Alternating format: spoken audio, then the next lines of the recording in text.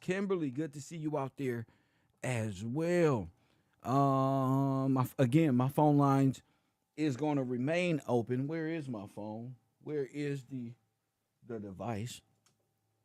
For those who have been following my channel, following the information, who want to take part in this. Shout out to Jamil and Taj. First thing in the morning in my Cash App. First thing in the morning. Blessings to y'all. Blessings to y'all. Because you know, one flag don't stop no show. What up, Tim Pittman is in the building. Hit that like button on your way in. Better get it in now so I'll get to know you. Don't get to pressing one later on. Just let me know you in class. You at least on coffee. At least you're gonna smoke a blunt with me so we can get our knowledge game up. And Liz, at the very least, you might as well get it now. Might as well. We're talking about the Great White Fleet. That's what we left off on. The Great Invasion, the theater of war. How, in your mind, that contributed to what we've been teaching here. How has this been neglected in history according to the timelines we were given? According to the timelines we was taught at every school level, at every public school by the Rockefeller Foundation or whatever book that was and who founded it and funded it. We all learned about the stupid universe and the Big Bang. And one thing we all learned is black people were slaves and came from Africa.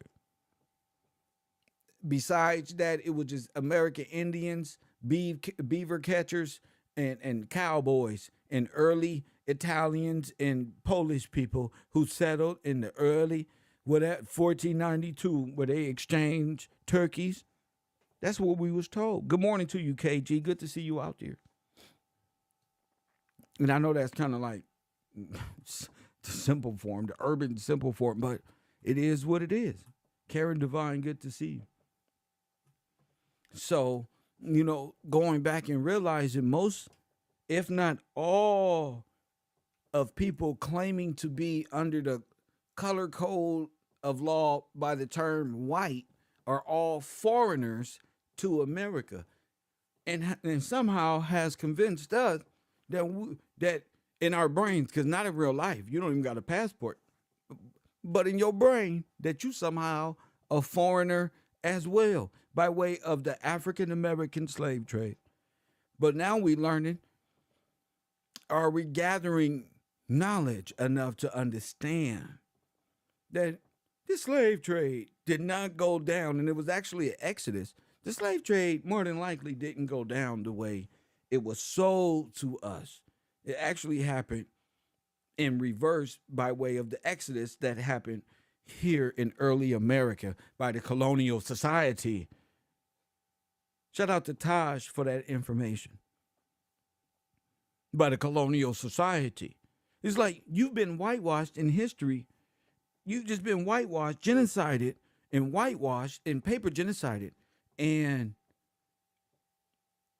it's all done by way of false historical events and a false timeline of events. And of course, theater of war. We ain't never had no passport. The only time you needed a passport is when you Theodore Roosevelt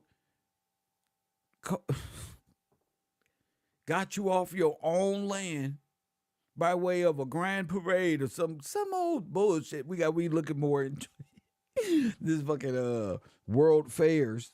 Press one. That's why we were saying, what happened with all the African Americans during the World Fair time?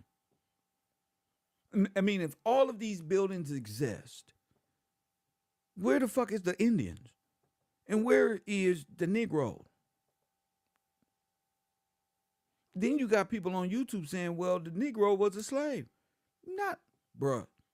That's how I knew y'all timelines was stacked on top of each other. When you got Dane Calloway talking about you was the Niji people with six language, 6 words in the language. Then people over here saying you was in a TP as well, and you was in the Appalachian Mountain. Nobody up to no good. Everybody up to like living in the forest for some goddamn reason, as if there was no law already established. For some reason, there is a white blank, a men in black white blank in our brains to tell us what happened to us. Only thing we knew by way of the curly, the color purple, which is hitting the airwaves once again, is to tell us we African slaves. Press 1. Once again, using black women. Once here they go again. Oh my goodness. So I just say some people, they just fucked up. Ain't no get back for a lot of individuals. They replaying the same shit. And the world is going to go whichever way God permits it to go. What up, Water World? I see you.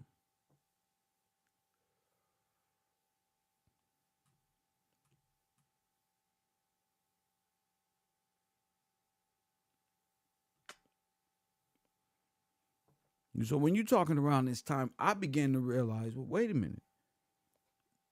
If there was this mass, don't forget, just know, the federal government was only at the time allowed to work on them offshore motherfucking islands like Washington, all that federal territory at the time. So where 60 million immigrants will find their way here claiming indigenous heritage, that had me like, wait a minute.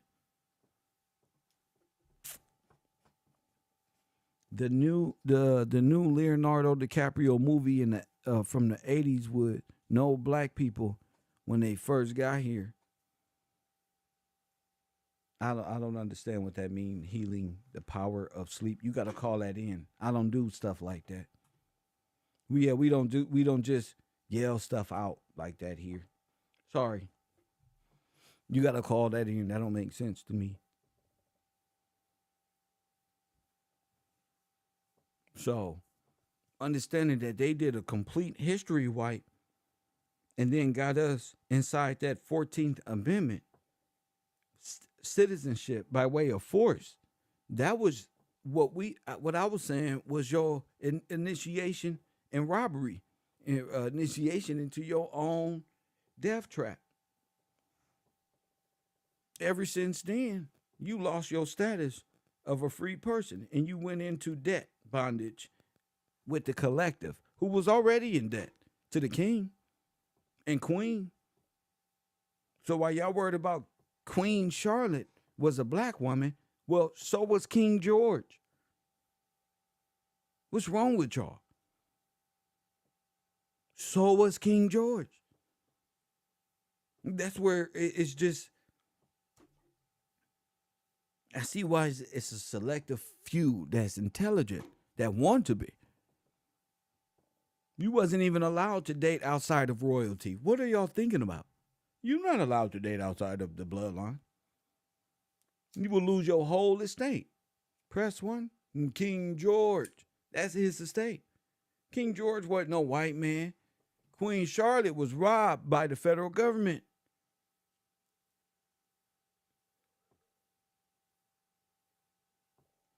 This is the part they tell you Queen Charlotte was black, and look how they act. Wait till they find out King George was black too, and so was Thomas Jefferson and Madison and all these people.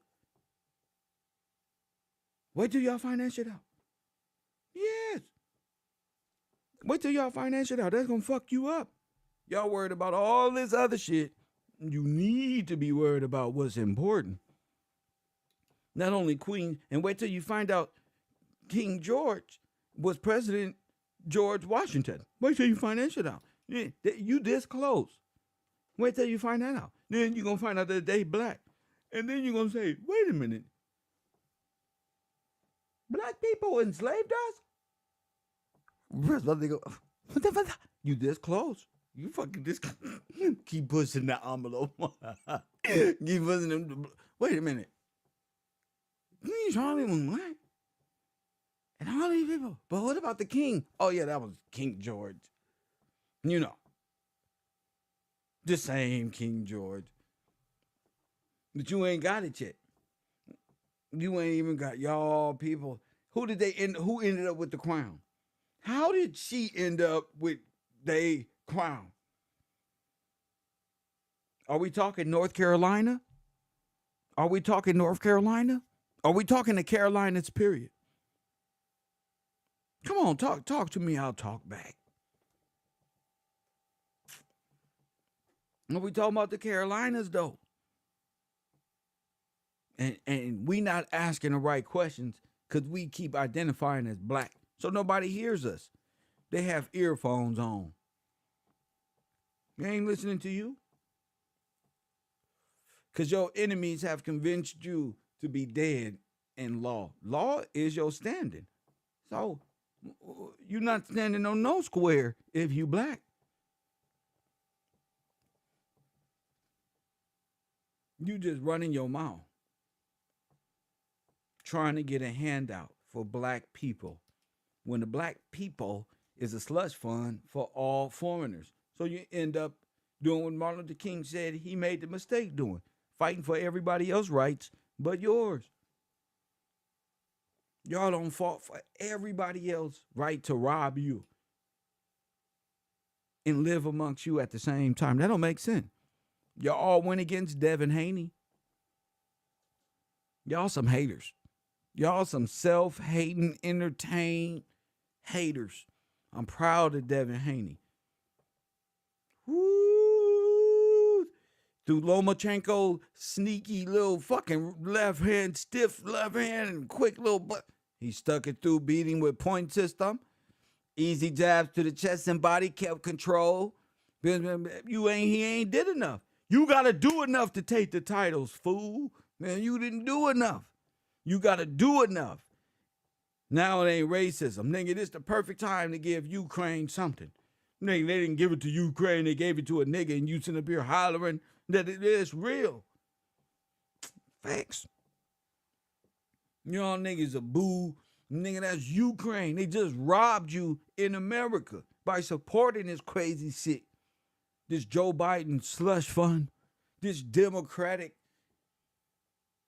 slush fund.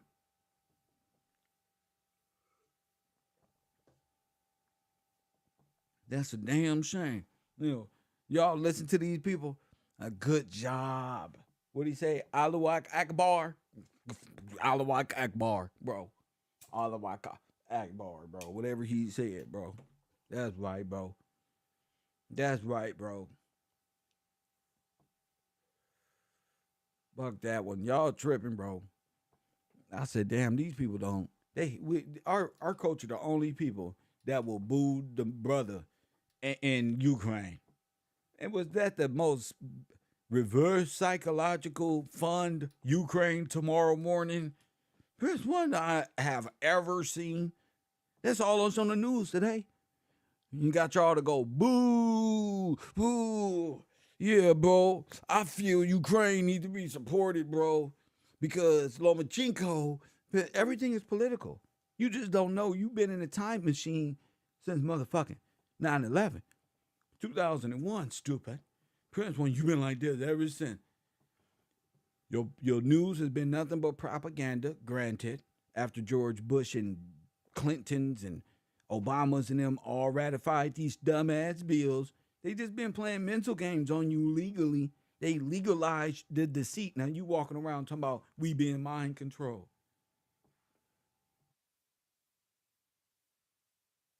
Nigga being mind controlled since 2001. You don't even know what to do.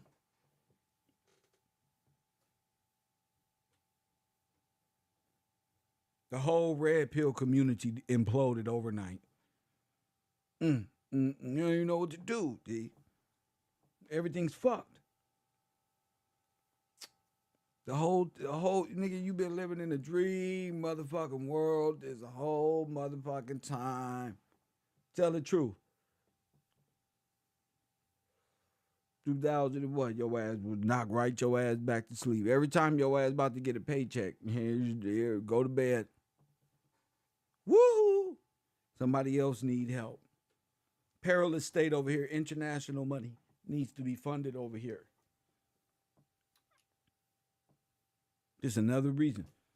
Without that mindset of a soulless beast that the Bible talk of, y'all wouldn't be, you'd be using your own resources, importing and exporting like Donald Trump said, your own imports and exports, not fucking giving tax breaks to foreign nations who want to sell their products over here, and they get more of a tax break than a regular black person.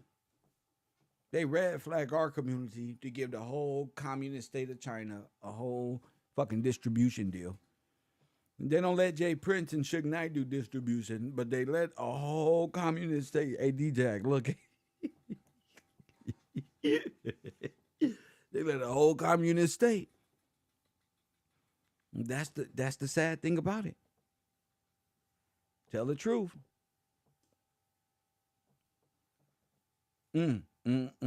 So it's now, and it has been the perfect time to wake up from this slumber. Ain't shit going on. You still fucked up.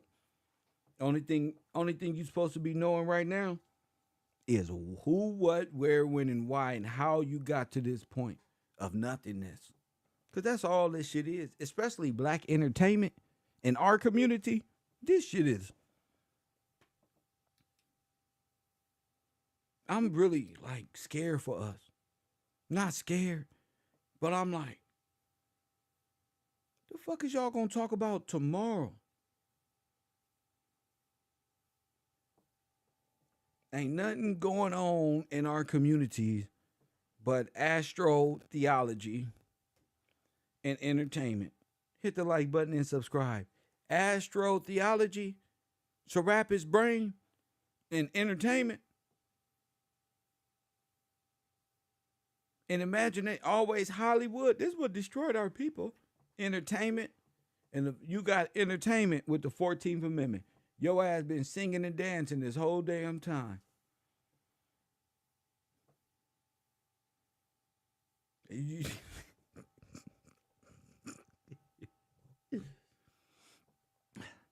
Your ass been singing and dancing this whole time.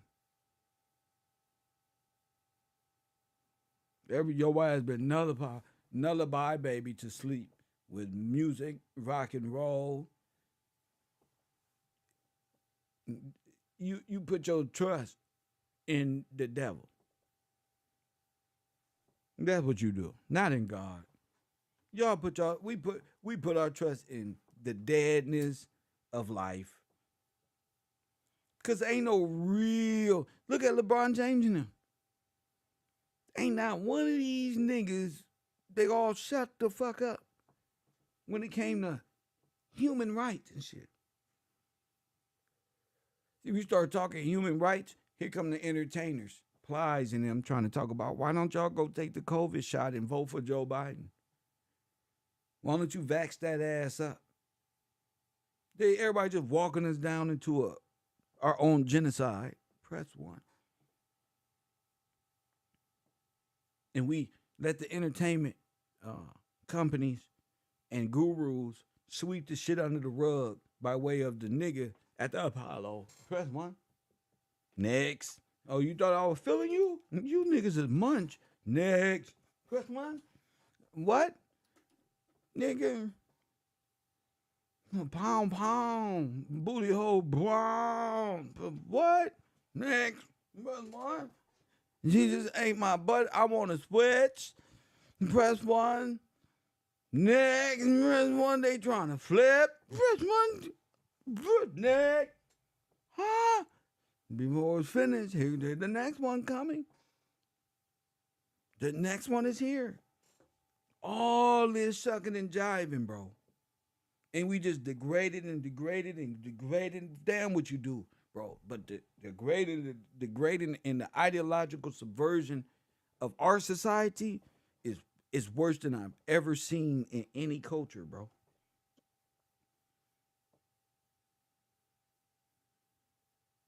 Any culture, bro. And we in America where all the cultures meet up. Well, where all the cultures meet up. You feel me? So if everybody got a passport and you don't, what the fuck that's telling you?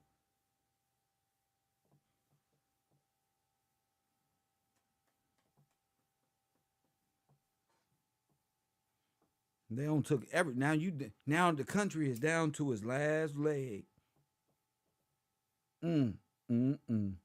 They don't robbed America, flooded it out. You seen what's happening in Italy?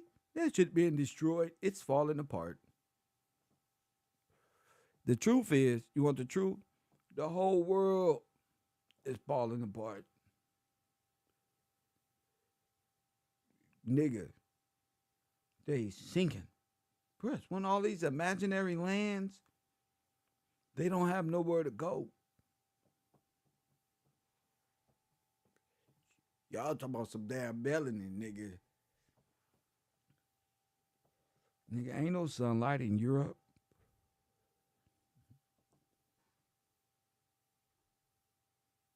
Ain't motherfucking sunlight, bro.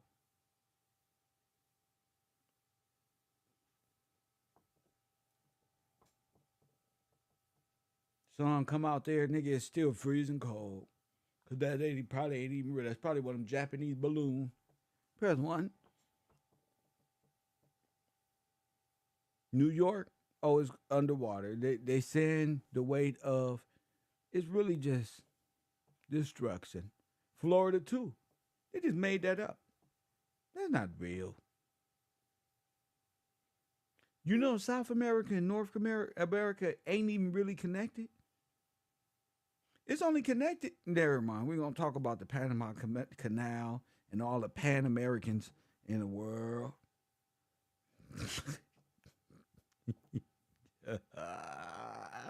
Hercules, Hercules, Hercules. Y'all know, bro. It's really only, bro. It's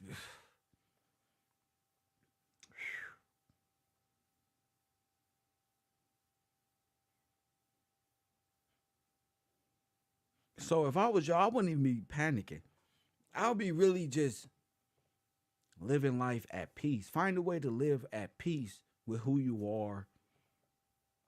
You know, get back to the simplicities of life. Don't try to be people who are falling. All the rappers, this whole this whole social media experiment have really made us look retarded. You got damaged people who take advantage of people and try to destroy people. You got these motherfuckers out here doing whole YouTube casts on empathy. And you can look at the person and say, I don't believe it. You wouldn't believe him with no makeup on. Hold on, Taj. Hold on 1 second. Let me turn it. You wouldn't believe them if they didn't have makeup on. I go through Instagram cracking up like, look at this person.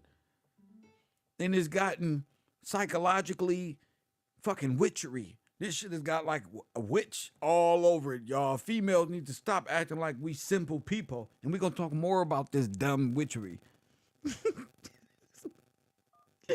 What's up with it, Taj? You on the air? What up? Cool and peace, guys. What up, Hey, champ? I just wanted to touch base real quick, man, because I came across something like this, going through the time frame, through that like when the Great White Fleet was like sailing around the world and everything. Yeah, Um, Gulliver's Travels. Go ahead. indeed. Well, a couple things I came across during that time frame that was going on. It was like the annexation of Hawaii happened right at the same time as the Wilmington race riots, or the coup, Wilmington coup. Pardon me, I'm mixing something up. But shortly, what? Give me 1 second, bro.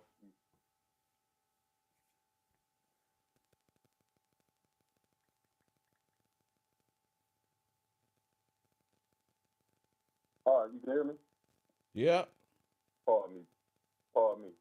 but they imported a bunch of the people that were over in Hawaii, and they were Asian. You know how they'd be like the Pan Asian, Pan American, and all that stuff. Yeah, yeah, yeah, But when yeah. they brought them, yeah, so they brought them in, and they had these things called picture brides in San Francisco.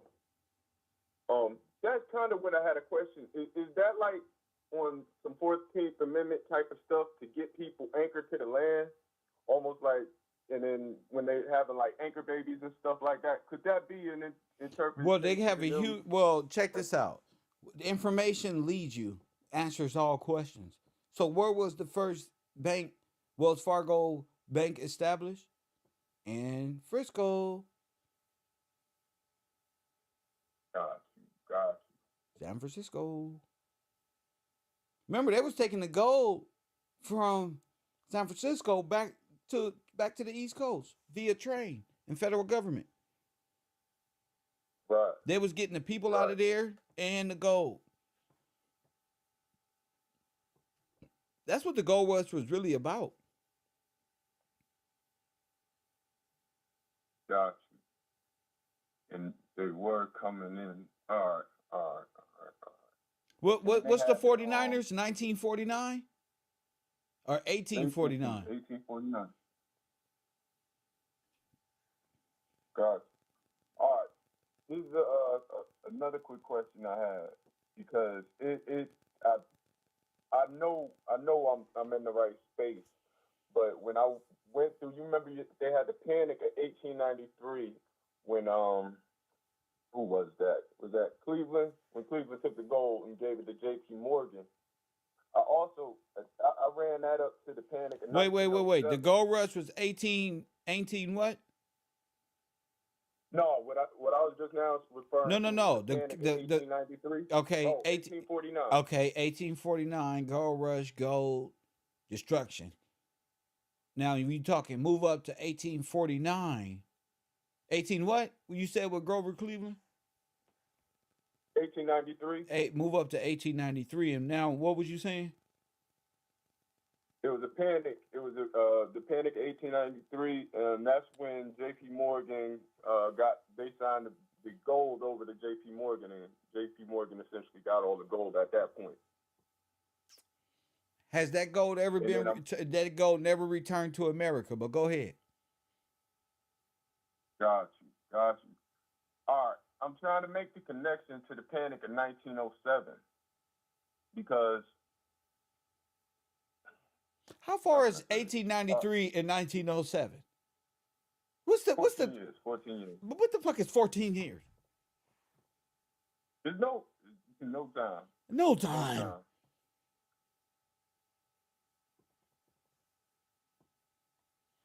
All right. So the panic in 1907, because is that where the trust was busted? Because you also had a lot of Europeans, so-called Europeans, that were coming over during that time, and that's which they were all like a lot of the guys from Title 36. A lot of the names from there were a part of the Dillingham Commission when they were bringing in a bunch of immigrants from that part of the world, and it also coincides with the Great White Fleet and you know what I mean, their travels and everything like that. When they busted the all right, it seemed like that's where the trust was busted and the floodgates were open. And is that how they were able to not only, you know, just remove the title from the people at that point, bring new people in, but is that when they really when they put everything, I guess, on paper, as far as them being able to take everything? Well, they started the process of forming a central bank. Is that when it Well, kind of happened in your purview? yes, sir. Yes, sir. Because they needed the city halls of every state, every estate.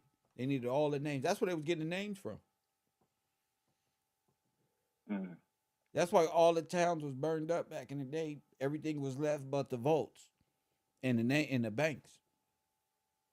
And get all that shit right there. got you. All you need is Uh, the names because you can uh, use the names at all the banks. Money good everywhere. Gold, silver, all that shit. You hear me? uh, Who's I got you. I got you. But hey, let me fall back only because I'm at work. If you still on, I'm gonna give you a call back. for sure? For sure, my nigga. Who's to say? Who's to say what money you had before that? You could have had gold slits of money. They had greenbacks. Have you ever heard of goldbacks, silverbacks, press one? Greenbacks was Abraham Lincoln. And being that he fucked you, they would say Abraham Lincoln had greenbacks. So they murdered him. And we should have greenbacks. We've been having greenbacks ever since, bro, because it was, but who knows what your money was, being that it was backed by what? Real resources, real gold, real silver, real copper, or real nickel. Now those are just names, but the banks use to print different metals. They can mash granite and steel and call it a nickel. You'll be running around with fool's gold, thinking you buying something, but you going into debt with China, with these people. Hey, robbing you blind. You have no idea, and you worried about the most simple shit. But that's why everything is sinking. Everything is fucked up. Not just the money. Not just the money. No, your land, artificial land, artificial control. What's going to happen? Washington, D.C. sit right there, and you don't know Washington, D.C. is not a part of this place, and it fall into the ocean. Your ass going to be running around here stupid. How you know Washington wasn't way over there? That's the district of what? Columbia. Where's Columbia? Was that the name here? Did they what does that mean? If the District of Columbia, if the real Columbia was the Carolinas,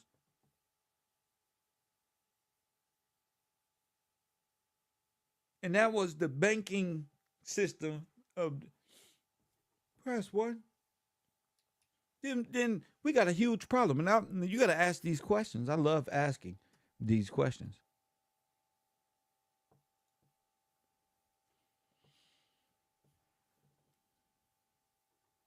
I just want to ask questions. 424-209-9506. That's 424-209-9506. Kev, the gold back is out now. You have to use them to buy. I'm not I'm not I'm not talking about that, Joseph. Thank you, Amanda, for blocking that. Thank you. Cause you gotta call that in. I'm not talking about that. I'm talking about in time. Because we dealing with artificial intelligence, which is cyber heads and cybernetics and algorithm versus us. Group thinking versus a super individual.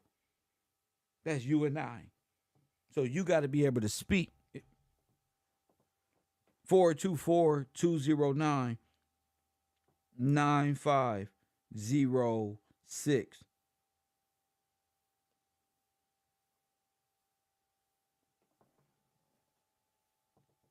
Capital of South Carolina. See, it's Columbia. See, Bocat understand. That's all I want to see is the validation right here.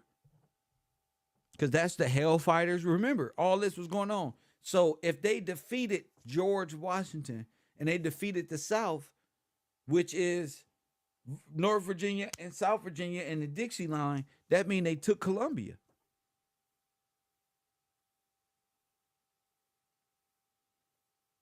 Then we going into the coup of eight. Come on, family. Does it because does the coup of 1898 make a little bit more sense?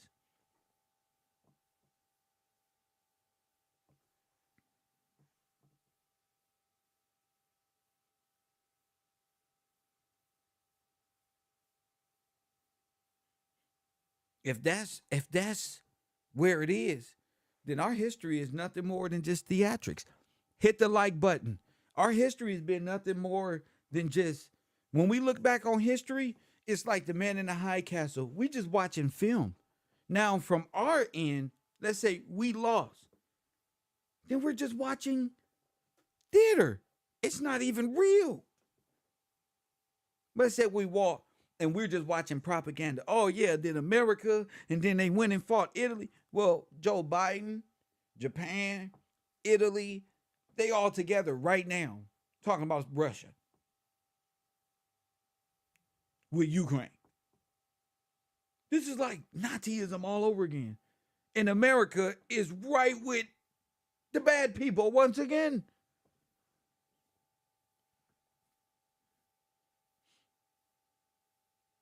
I don't want to hear none of that DNS brands. I know you hear me. Y'all about to get blocked. I know you hear me. You about to get blocked. I'm not. You got to call it in. This ain't that channel over there. This is my classroom. This is where my people hang out. So if you got something to say, I reckon you call that in, DNS and whoever else is in there talking that shit. All of a sudden, y'all know everything, but when I'm talking about it, you just silent. No, don't know it in the chat room. Right here, you got to know it. You get a couple warnings, bro. You get a couple warnings, and that's all she wrote. That's all she wrote. You know, I just got now. If my channel go out over there, do you think you support my channel enough to keep this thing? No. So let's stop. We not doing that. That's on that channel. This the row.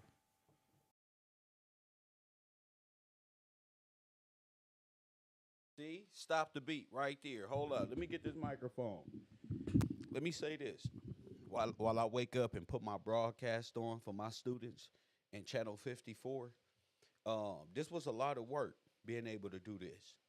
Uh Putting all of my information up and exploring the mind to see how far we can push things and what is truth. And for you niggas to still be in my chat room playing around, and I'm calling you out in my chat room and live on the air, and this show is 2.5, 3 years old. Just let me know this ain't for you. So from DNS brands to the rest of these niggas who out here, this information ain't for you. My chat room is not for you to play. Go over there to King AK-47. Go to DJ Academics. You little niggas go over to all of these little gang banging ass motherfucking podcasts and go over there and do that chat shit. Go over there and do that fake shit. I only got 30 students. I only got 30 students. Press one. So let's not get this fuck. I'm not sitting up here like, I don't know who my students are. I know them by their names and numbers. It ain't too many of us out here. So all the extra, I'm not doing this for clout. This is for the people who support my broadcast.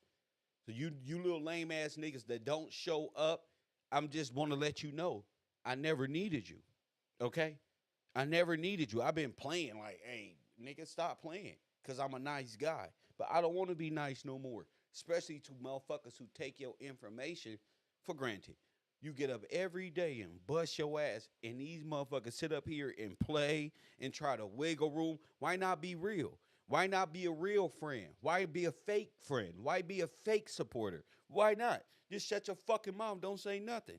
I don't like you them type of niggas. I don't even, that shit is annoying. Stay the fuck away from. I'm from South Central. Stay the fuck away from me with this fake love and this fake support and all this rah rah and one shit. I don't need that. I grew up on welfare, nigga. And welfare, you know what that is? That's $200. Get y'all graduating from school asses away from me. Y'all got all this knowledge and went to school and graduated and all the sciences and want to come over here and play. No, go study your alchemy. Go study your Islamic nonsense. Go study that Christian stuff that you preach. Go study the dark arts, nigga. Go study that shit. Go study how to troll. Don't come over here studying law. Don't come over here mixing the world of confusion up in fakeness with this real shit that reaches the superior courts. The shit that I'm talking about made it all the way up to the White House. And you sitting there playing around in my chair. Get the fuck out of here, nigga. Press one. Now I'm going back to my show. Nigga, I ain't even woke up yet. You playing. I ain't even up yet. I ain't even started my day yet. Nigga clocking before breakfast. Stop playing with me, boy. I'm like no other nigga you ever met in your life. Go be something for you and your family. Stop watching me and mine and my students grow mentally. What you here for? You ain't saying not one word. What you here for? What you here for? You ain't grew not at all. I mentioned your name 3 years ago. I'm mentioning it now. Playing around. I'm not no goddamn YouTuber. I'm a profit champion. You have taken this whole experience, this whole motherfucking experience for granted. Disqualified. Now to the rest of my real students and the real people that's here to learn and befriend each other, I ain't even talking to y'all. Please pardon me, but Universe 25 needs some checking. Universe need a lot of these niggas. All they do is wake up to play, thinking everybody else is playing. I ain't playing.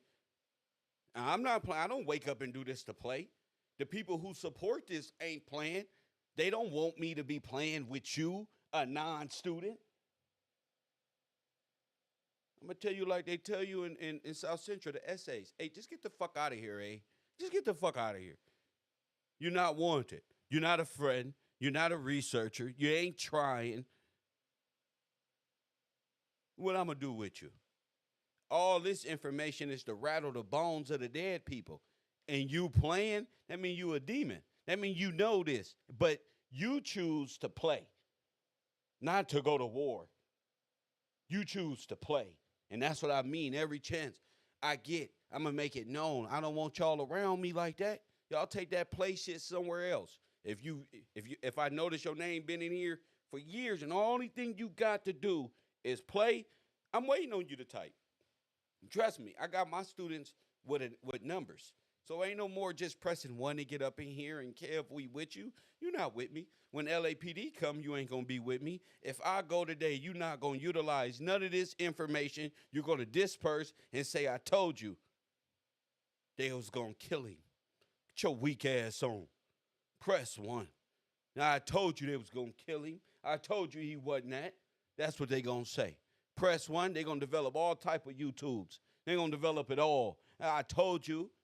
And when they sit up there play, they ain't not like Royal Purple and my moderators up in here and the fellas in the background watching them. They're not like them. No. Only thing they do is wake up and want to play. And on that notion, I'm out. Y'all can have that play shit. That shit ain't never got me nothing but being a slave for a federal system and trying to figure out who the fuck I am. Now a nigga figuring out who he is and what we are. Now it's time to play. You know, that's cowardice. Sit over here in the seat with your legs crossed and your mini skirts on, playing in my chat room like a bunch of women wearing cosmetics and waving their hands like they waves matter here. That don't. Y'all go watch that gangbanging shit somewhere else. This ain't the class for you. I'm going to embarrass you. You're going to be in your feelings here because I'm going to call you out. As a supporter, you're not finna pump me up and watch me die. Nigga, I'm not none of these other niggas to pump niggas up and on the internet watch them fail just to say, I told you, you nothing piece of shit as viewers out there that are supporters of death. That's all you is, a supporter of death and ignorance. Get that shit up out of here. KevRow or nothing. And to the rest of y'all, I love y'all. Enjoy the show. Let's not do that. That's why South Carolina is still a depressed state. What is a depressed state? What is that? When is a depressed state?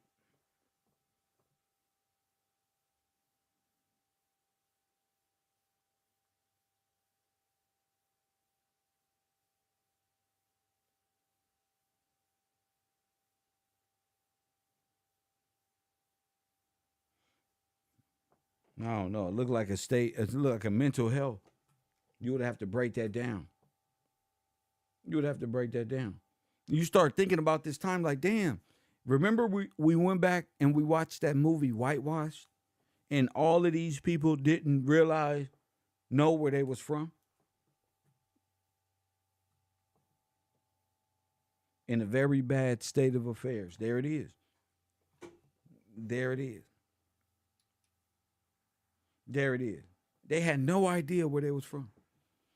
All these white people say, yeah, our history goes all the way back over there. But we're all immigrants. Like, nah, like all y'all are different. But y'all all claim to be white in America. That's very like to a person who knows it's his history.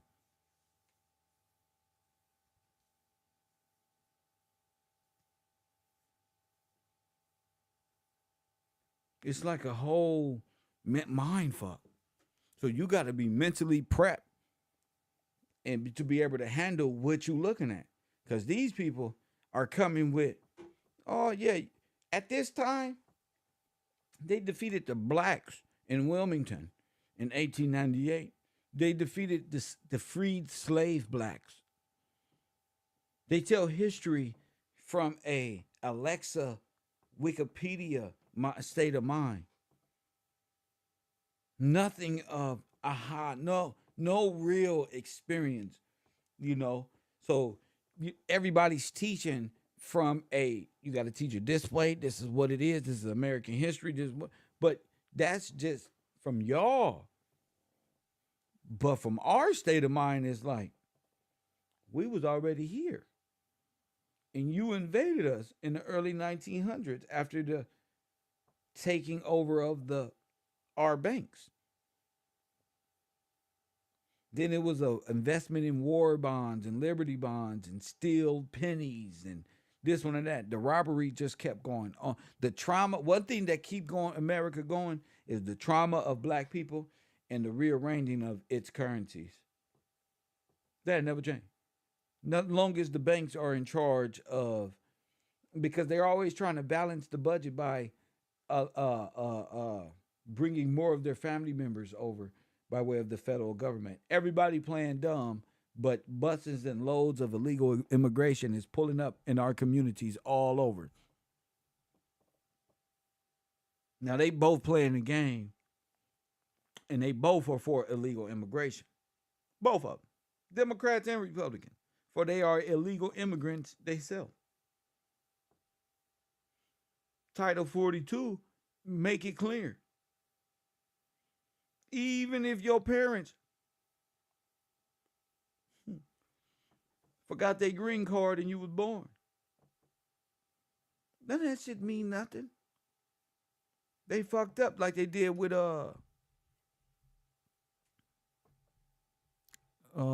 Planned Parenthood at the federal level, at the supreme level. They fucked up. Because as you emerge to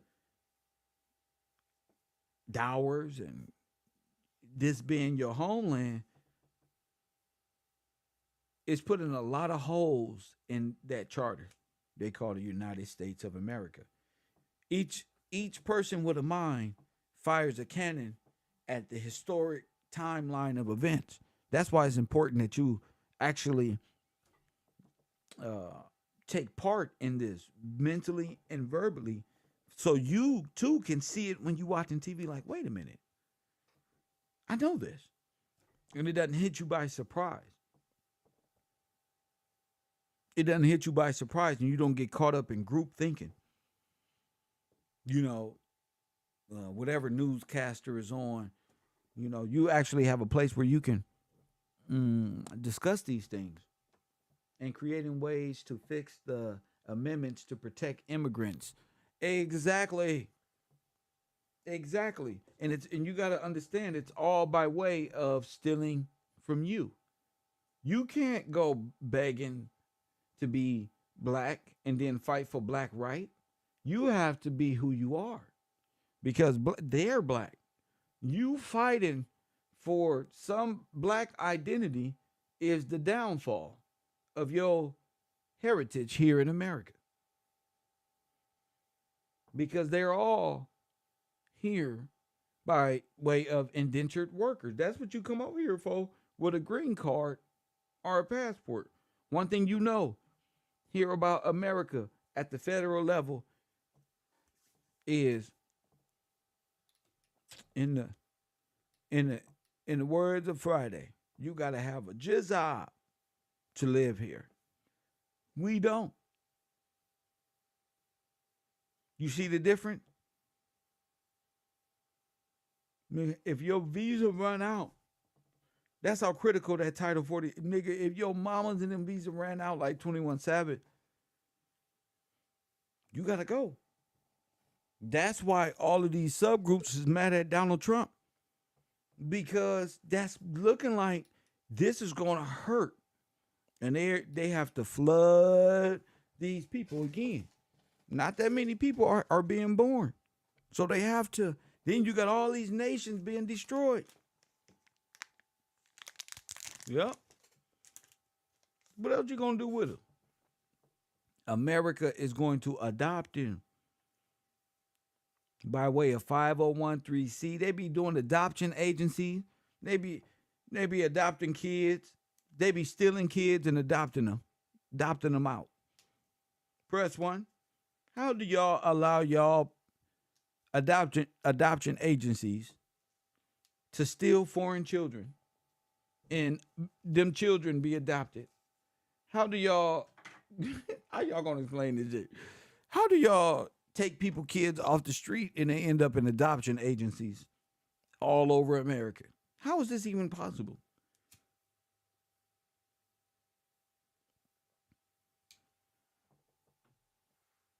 How is the Catholic Church adopting kids and then giving them statehood in America and calling them Native Americans? I don't know.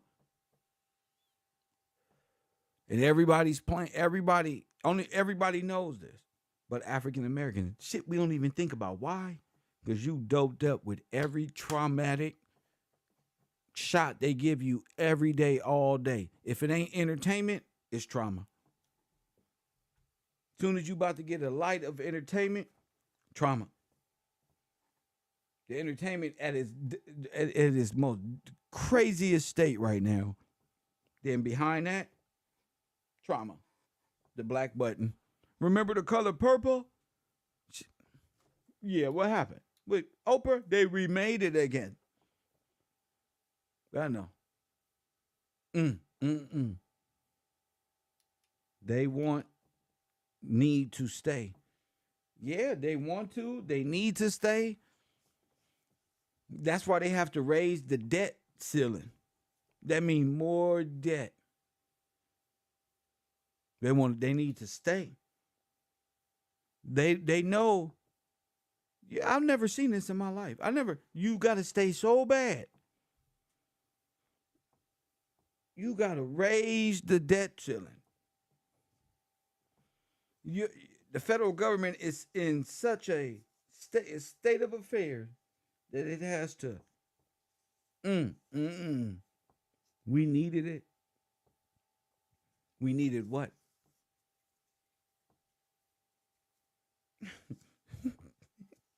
We needed what? What did we need?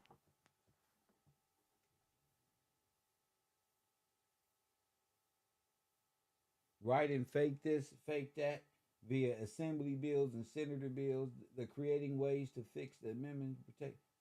You got it. Royal Purple been watching the news. And then they've been attacking the trust the whole time. Got you all wrapped up in the 13th and 14th Amendment, calling you a minority. They got foreigners that's from Africa talking about we black minorities. I used to think like, why do they call us minority? Why they call us black? I never knew that this is all legal census. And then there was a next level to knowledge and wisdom. These are all legal census.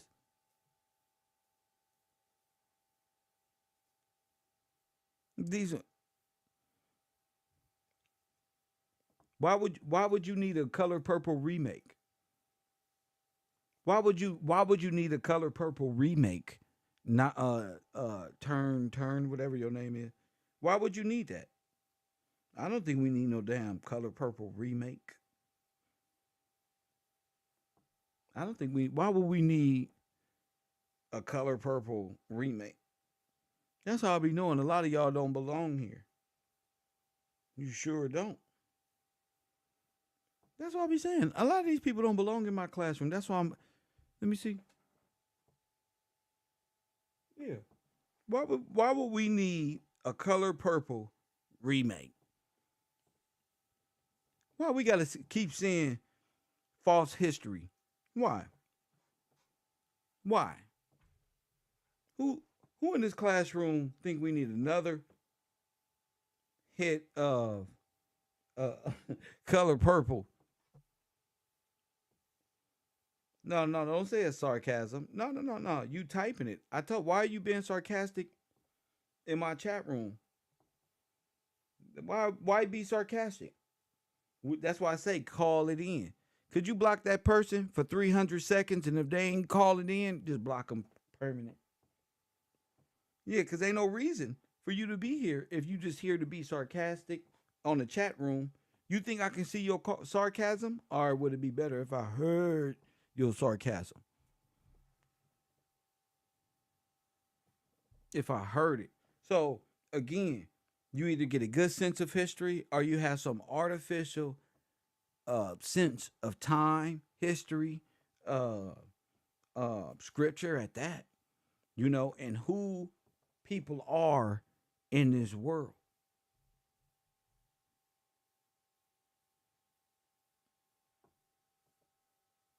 Who people are, who they gods are, where their spiritual base is. I ain't gonna lie to you. You got to be like spiritually right to even be around me at this state of affairs in my life. You got to be like a whole compliment in my life, a whole compliment to my life to even be around a nigga, because people moral basis are all over the place. They off. They moral compasses, not decision making or nothing like that. They moral complex, and like I was watching something today to say the devil will shake your hand for sure, and that's for sure.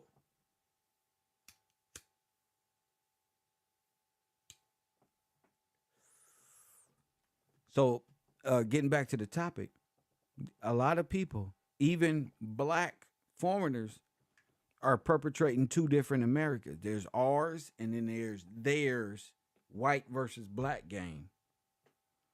There's a lot of people out here talking about foundational black America. You not foundational black America that just got here on Ellis Island. That's that's foundationally black. Why y'all need reparations again? Y'all the ones fighting for white power. Y'all the black knights of white power.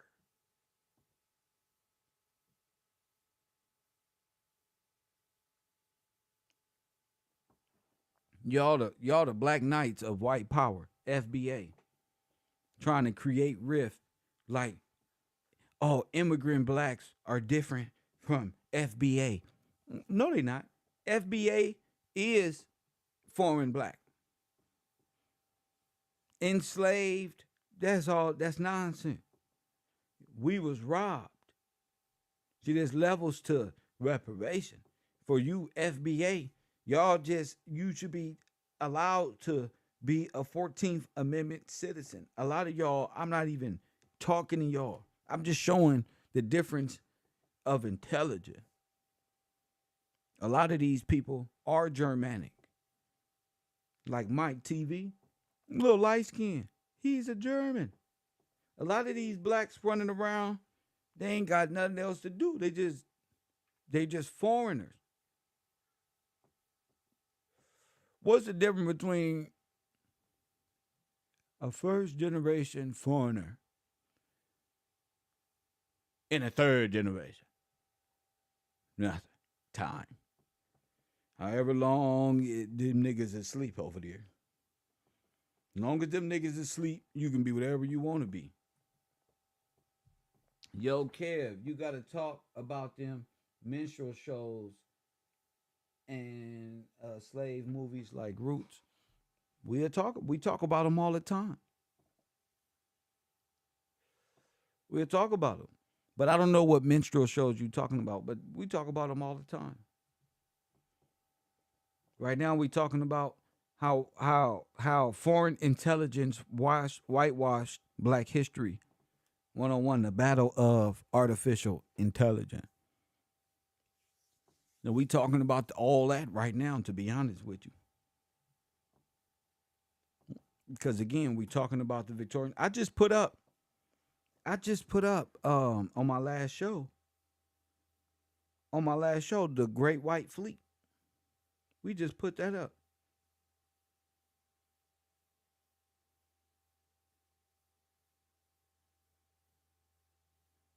Oh look. Oh look. Qu- Queen Charlotte and King George the Third's family tree explained.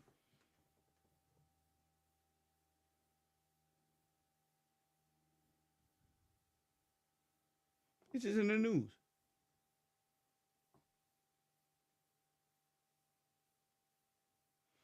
Us knowing about King George, Queen Charlotte,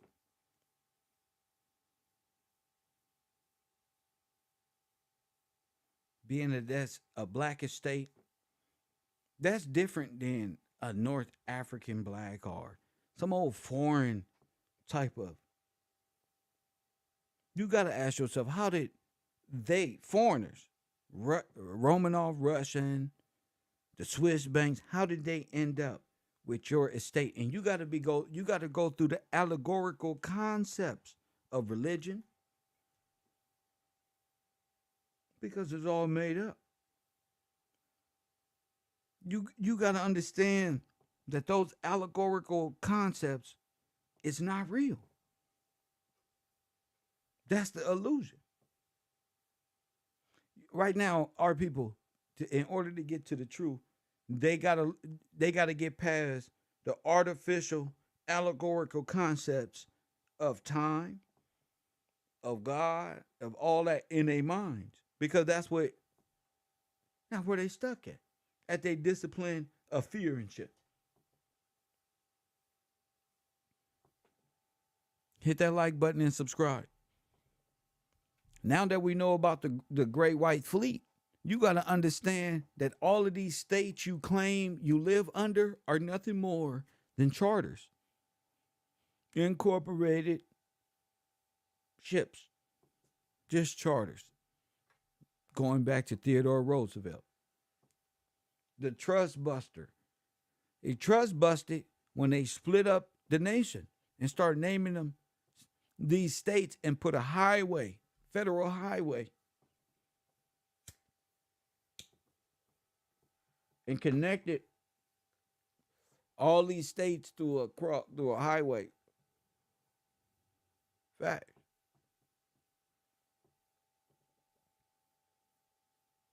Because it wasn't no damn state of nothing when the Freeman was here controlling. It wasn't no state of this one, state of that one. Because it wasn't theirs. The state, and then that goes back to what? Washington. So that's the crazy shit. Washington. So your state is promoting federal rules and regulations. That's crazy, G. Because the state is operatives of the federal government. Remember, they overthrew the government, especially going back to Wilmington. That's a good starting point. Wilmington is such a good starting point. I would, if a person was telling me, Kev, when did we officially get thrown over? And when they stole the gold, overthrew our banks. They started overthrowing all the Freeman banks and putting y'all out of commission. One by one. Black genocide, paper genocide. How could you prove it's yours when you don't have paperwork? How could you say you're you when this person is saying it's them, and then the federal government just gave them a whole estate and a plot of land right here in 1904? Whew. That's deep. So I want to play this video, of course, to let people know, um, I'm not playing when it comes to whitewashed and being caught up in not knowing you the only one that doesn't have a passport. You're tied to this land, even by law. Unless, like Tupac said, unless y'all, we'll never leave this place unless you choose to. You get on that Black Star Line with Marcus Garvey if you want to. They're gonna be trafficking you to the islands and off to Europe like they did like they did during the time of Roosevelt. Theodore Roosevelt is the man is the man the United States federal government models itself off of. They're proud of what he did. So fine, let's uncover what they've done.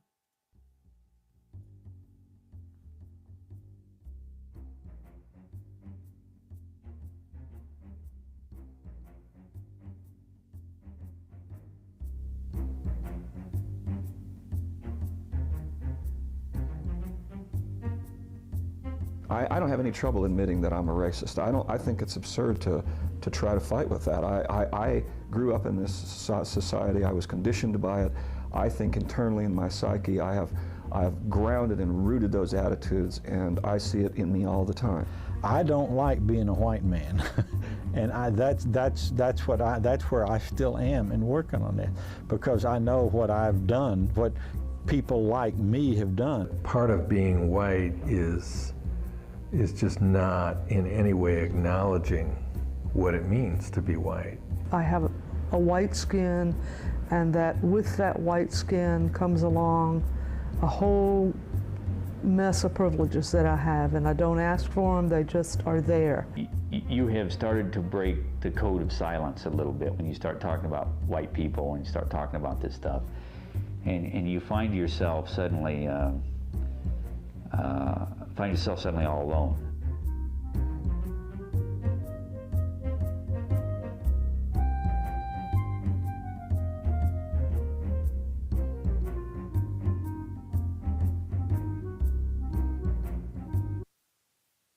Now let's stop it right here. Let's stop it right here. Because what's important is now we got a conception of time. How they went from this to Victoria. How you got laundry clothes all foreign? Now this is the white folks. That's all in y'all pictures. When they got here, there's a building behind them. Let's start small.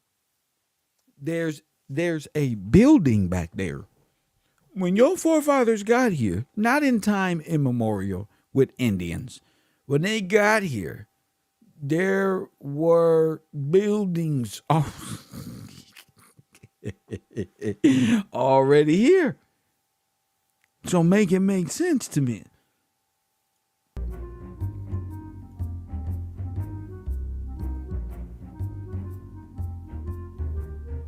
You see how this guy's wearing clothes that don't even fit him. And to be honest, let's be real. These people look more like mannequins than any damn thing. Let's be real. Not this, of course.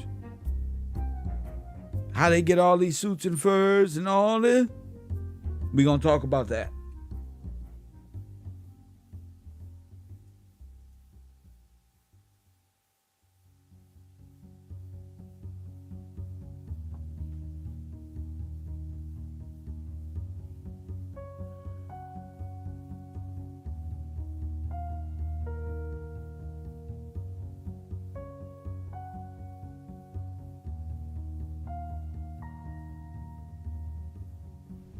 The family history, as I understand it, was really, people coming to America as a way of searching for a better life and escaping poverty.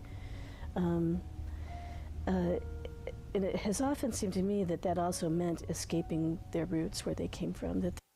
Bingo. So if you escaping your root of where you came from, you're about to lie about who you are. Press 1. That's why we're going to make a roots about you. Press 1. You about to, if you trying to escape where you come from, what's the first thing you're gonna do? Create another identity? Come on, family. Let's not do this. Okay? And these aren't Mexicans. I'm sorry. These ain't Mexicans, you know this, right? You know these aren't Mexicans. Okay. Let's keep going. These aren't Mexicans. There was a sort of a desire to separate from that and to become something different. Now, press 1, you're going to separate. Now, this man over here got good clothes. This man over here had good clothes. You see him with the good clothes? So there exists good clothes and immigration. Okay? So let's just, good clothes. The man on the end over there, he got good clothes. Immigration. He was taught. This is our business is already going on. You can go from this geek to sheep in America. See?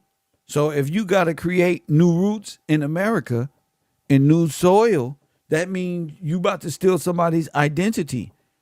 You can't create a new you unless somebody stole something and some names.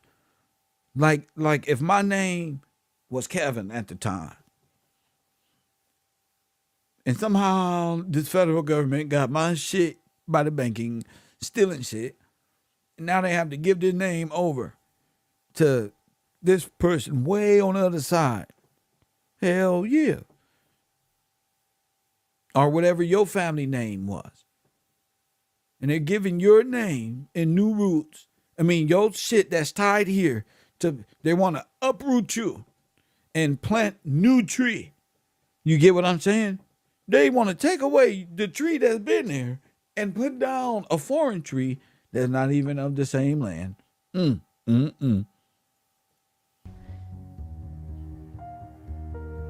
Now watch this. Where did white people come from? Come on. That I have Scotch-Irish ancestry with a little bit of German. I'm Press 1. Now he got Scots-Irish with a little bit of German. No, you German. In the Scot-Irish, are the identities, false identities. Your ass is German, Slavic, black, refugee. You get what I'm saying? It don't feel good when you black. Well, you're black, bro. In the real world, you're black, bro. European, and I came over some 250 years ago.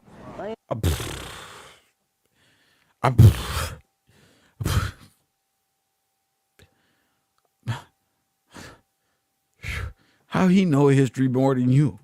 I said, I'm finna raise my people up. Ain't no way this little Nazi skateboarding prick off of government assistance about to know more than you. Means that I have Scotch-Irish ancestry with a little bit of German. I'm European, and I came over some 250 years ago. My ancestors are from England and Germany.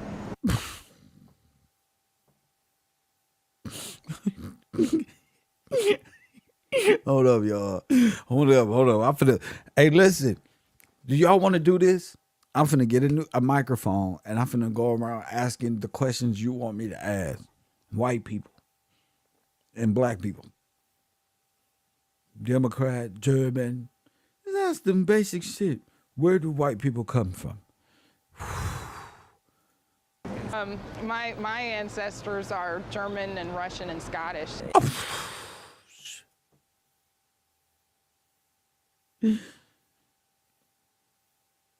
All Germans.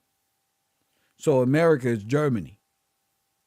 In my father's side, it was Irish, and my mother's side, it was probably English, but I don't know a lot about her side. German. I'm French Indian. This guy is French Indian. I thought he said French inbred, but he's I can't believe this right here. This is hilarious. He's French Indian. Said, he look French to you? Bro. You know, damn French Indian. I don't know what you're talking about German. I'm French Indian. My uncle was Wild Bill and the Cowboys. Slow down, Jimmy. Slow I guess you'd say I got a little Cajun in me. Ireland. Ireland. Should you identify as Irish? No. You ain't from Ireland, sir. He don't want to identify with nothing else. I'm American. He learned this little phrase, American. He learned how to talk to Englishmen the American English way. They don't want no roots back to Italy because he's another one. You know, Irish. You Italian. Press 1. That makes you a part. They don't know. Nobody wants to say Adolf. Nobody. Nobody wants to say, come on. I identify as an American. British, Scotch-Irish. Scotch, that's where my ancestors are from.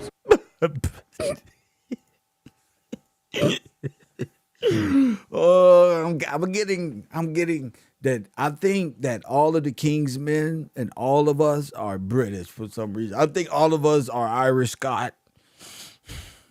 I think all of us are Englishmen, which you would call freedom fighters and all of this. For some reason, they're so connected to this King George sovereignty family. Like I've been. Who, me? No, man, I'm Scots-Irish, bro. Yeah. On my mother's side, you have German, have fucking Russian cards, everything, but, you know, I'm not talking no more. Supposedly, but hasn't had any impact on me. Doesn't mean anything. I think pilgrims. When I think of where did I come from? I think her and the other guy is related. I think they're brother and sister, and they were having a date or something. They got them both of them. Oh, I think we were pilgrims. That's where I come from. No, ma'am. You had a nurse outfit on giving people the cold flu in the early 1900s with your white ass. I think pilgrims, but no. But I'm sure somewhere down the line I am.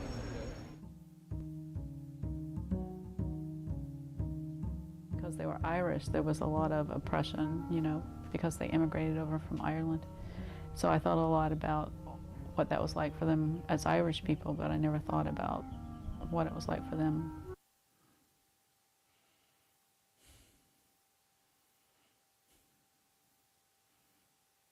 These are all people from different countries talking about some damn Irish. And when they became white. How did your ancestors get turned into white people? Well, you can only be something if there's something else to negate it, so I guess we became white. I guess we're white because there's a bunch of other races to set us off. Well, you can only be something if there's something else to negate it, so I guess we became white. I guess we're white because there's a bunch of other races to set us off. Could you imagine sitting down with God and he pull one of your people out and say, white people, come sit with me. And then he calls this one and he say, why, if white people, why did y'all do this? And how did you become white? This is the best answer they can come up with. Well, you can only be something if there's something else to negate it, so I guess we became white. I guess we're white because there's a bunch of other races to set us off.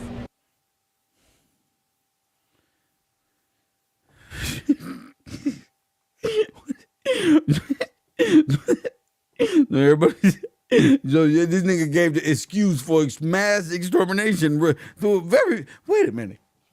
Why are you white? I guess because you can only become something if something else is there to negate it, and those people might have just pissed us off, and we just wiped them off the face of the earth. Huh? Sheesh. Talk to him, says, say, through imperialism. So how did English people and German people get turned into? How did the German people get turned into white people in America? Came to America. By assimilation. She said they came to America. I told y'all. So don't feel dumb. They know. Excuse me, little white German lady. How did your forefathers get here?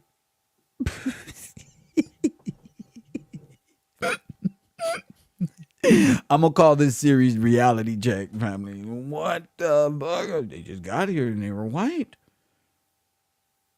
So even if let's just say, I'm not saying you, even if your parents were like a Nazi, if they got to America, they was white and they just blended in. I never thought of it that way. Watch, I promise you that we're going to get a lot of that. We're going to get a lot of that. I'm taking you with me. By living, by living in the U.S., it's just the smorgasbord, you know. I have no idea. I don't know how we became white.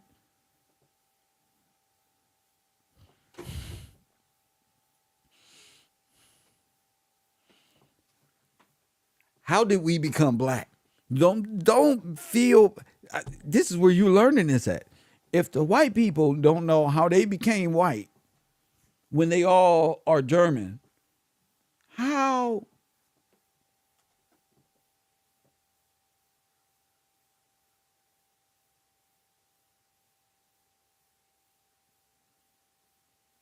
So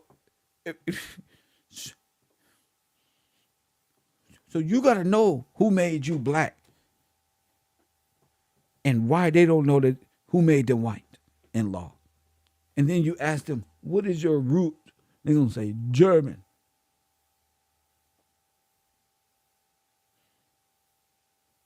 Some things you can't make. What? I honestly have no. Came to America. By assimilation, by living. By assimilation. Did you hear that? When y'all fought for civil rights, y'all fought for them, bro. Y'all fought for the Nazis, bro. We'll get to that. By living in the U.S., it's just the smorgasbord, you know. Unfucking believable. I have no idea. She don't even know. I honestly have no idea. She don't even know how they got turned into British and Scotch people, how those people got turned into white people? No. Have you ever thought about that? I'm not a history buff. I'm not a history buff, bro. And we don't even think about how we got turned. You see, this is an atomic weapon question. Press 1. This is the end all, the be all. Sir, when did you become white in America? How did Germans get classified as white people? This is the question of questions. This is the foundation of the row. Sir, with all due respect, how are you today? When did you get turned into a white person? Well, my great-grandfather fought in the war. Hold on, caller. Let me get you on the air, man. They all start at the inception, at the colonial. Oh, it's the war, family. Coffee and Kush TV, you on the air. What up? What's going on, Kev? This B from Texas. How you doing? What up, B? Man, I'm watching the Whitewash again with you, and the guy that came on, he said by assimilation, and it made me think back on the Wilmington coup when they said that they gave a message when they said they assimilate, they assimilate, allocate, relocate. Come on. And I was looking up the definition. I know what assimilation means, but just some of the words that mean the same thing. Synonyms of assimilate. You got absorb. You got compass. You got digest, decode, incorporate. That was one that really stuck out. Incorporate. Go ahead. You got master, take in. So all these words that mean the same thing as assimilate, we see them using in a time immemorial story. You know what I mean? So that stuck out to me. Assimilation is big with black people. We should all know about assimilation. They just got us further back in time. The real, I would say the amending assimilation was civil rights. Right. The ratification of being assimilated. See, they got us wanting to be black so bad and wanting to fit in with them so bad. It's actually validating our poverty. See, because who made us black in law? When did we become black? Really? Well, okay, the term black, I think about when you was talking about Abraham Lincoln and emancipation, taking all our people out the country, and then when they come back, they have to be emancipated and put them under the 13th and 14th Amendment. Would make them black. So, am I right? Yes, sir. Yes, sir. They will be indebted to the corporation as well, correct? Correct. And federal now. Because you're federal now. How much are you worth? Probably a cent. Go ahead. Yeah. Go ahead, Chaplain. All right. I was looking at that emancipation and what year that that happened. I think it was 1863, 65. I was looking at my family just to see. I went back a couple of grandfathers. Man, one of my grandfathers was born in Louisiana in 1846, and then under the census, it had his father as a farmer, not no slave, none of that. So it was under farmer. So it's showing me that their story is basically our Disneyland. They piecing it together, and being that they the ones who taught us, in school, we have that perception. But like I'm thankful for you for giving us a true timeline based on what's real, and we can really see what's going on. Well, I thank you for still being around and listening to these. So if we became black in around this time, and the Dawes Rolls officially made us black people, why they don't know when they became white people? They know, they just don't want to admit it. It hurts. They don't want to admit it. The color of law, they understand really, because that's another thing. All of them kept going back to Scots-Irish. How all of y'all going back to Scots-Irish? Everybody. They'll mix up a little bit of, I'm a little German part, this part, but everything going back to Scots-Irish. If you look at most of the American black men names, the blacks' names, it'll go back to the Scots and to England and Ireland. Yeah, because that's all the Greater Britain territory. That's all the kingsmen and the king's women and the sovereigns and the freedmen and the people of the king, as they say. Go ahead. Yes, sir. And I always, you know how they always say, you got your name from the slave master. That's to hide who we really are. Yes. We just go and believe that, then you'll just overlook. Well, if you don't know that indentured worker, they calling them the slaves. These people were all indentured workers, all these foreigners. So if they're the indentured workers and your people are the estate owners and the estate and the people who actually own, they're like Smurfs the Gargamel are. They just indentured workers, and they're trying to have a reason on why they overthrew you. You fighting, you saying, the average black person saying they held us in slavery. That's their story. Yeah, just like when people. That's like a bunch of people being held at Del Taco or Taco Bell and being told to work overtime or something.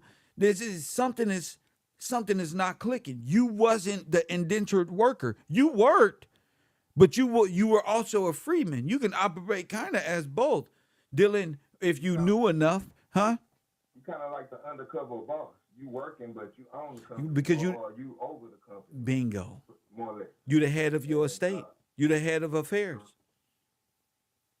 And I look at them like when people talk and they say they get the projecting, they saying stuff about another person, but they're really talking about themselves. That's how I see them when they doing that. They doing a lot of projecting. So if they can get you to fight for Black African American rights, who you really fighting for? We fighting for them because they actually are the Black African American. Yes. Man, that's reverse psychology. Yes. To the max. Yes. Like, dang, they got us thinking the perception that yes. we Black and African American when that's not even. That ain't even your identity. You were overthrown by Blacks and African American indentured workers who overthrew your system and government and enslaved you. Yes, sir. Man, thank you, champion. My man.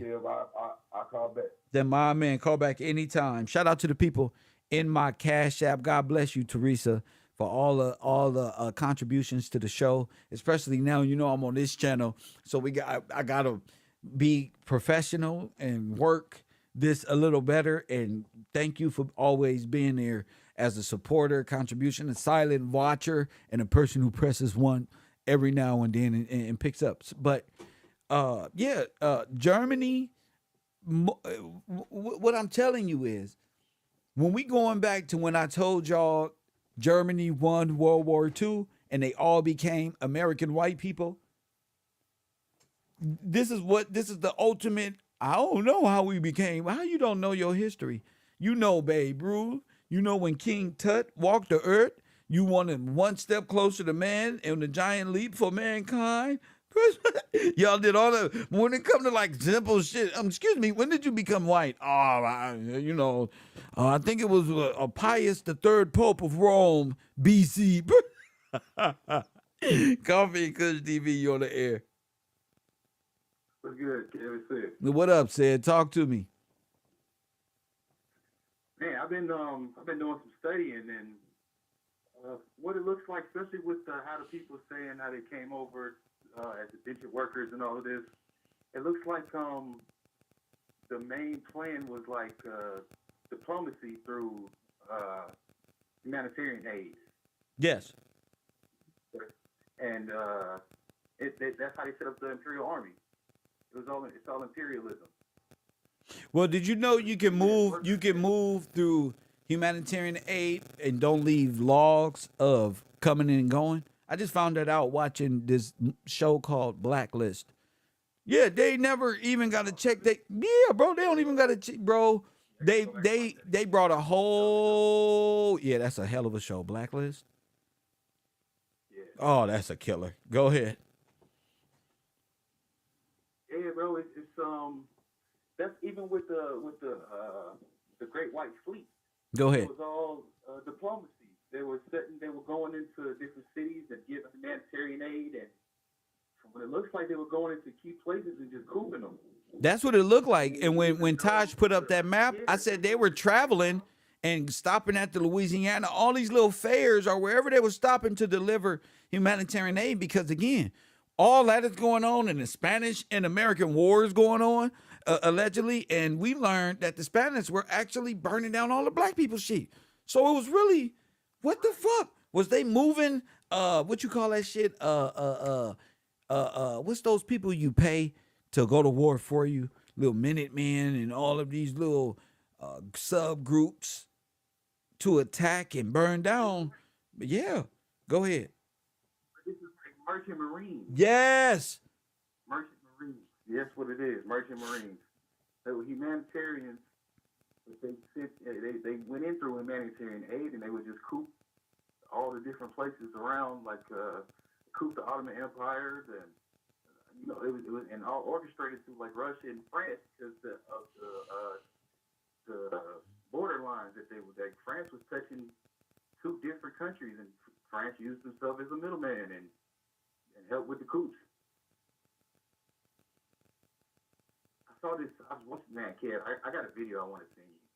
it's a guy, like a teacher guy. He's just breaking down like World War II, and he was talking about Jews and how the African American, that's the term he used, were the real Jews, and how they were used to just finance everything.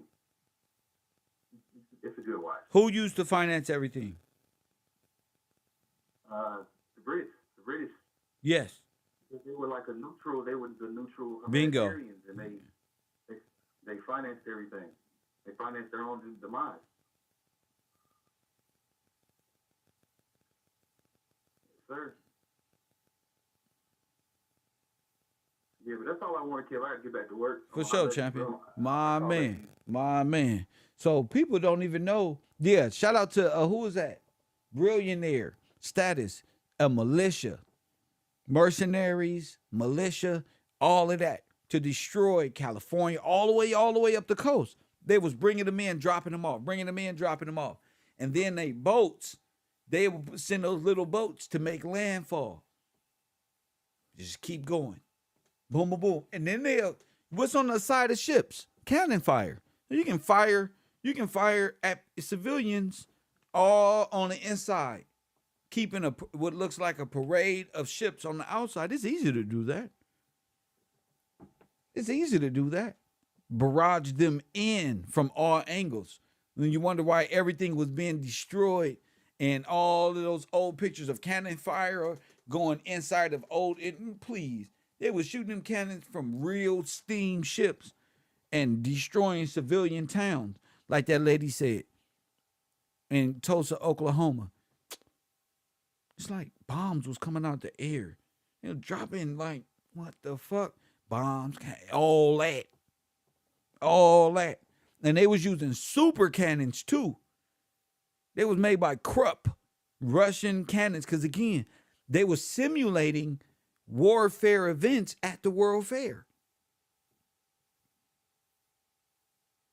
If you take into account the time of the Great White Fleet and the World Fairs at the time, you're going to be fucking like, what the fuck? And then they had trains doing what? Getting people out.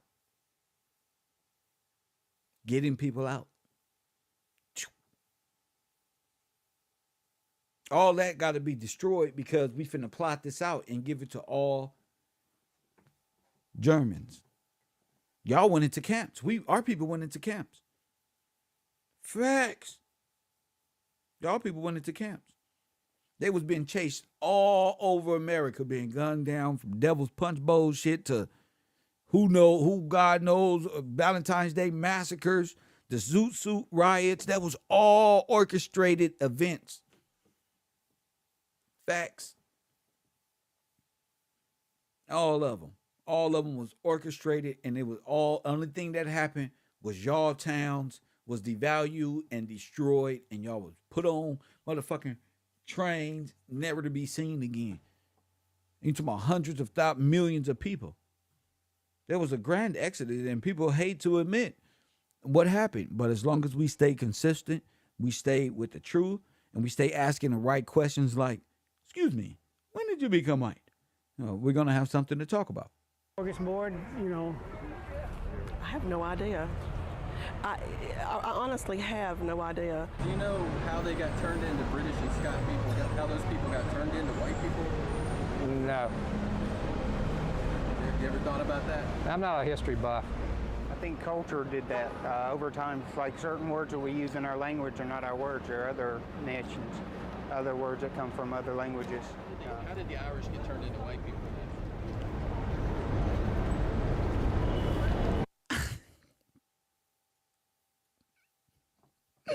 To watch people trip out, look how he thinks. He take that thought. Other nations, other words that come from other languages. How did the Irish get turned into white people? Look at him. Damn. That's a good question. That's a good question. question. A lot of it was early assimilation in the United States. That is the only question you got. We're going to ask that question over 1 million times. I feel it. I feel it. If this is your inception and y'all just put y'all clothes and boots and y'all waiting for trains to get y'all to destinations, Where the black people at?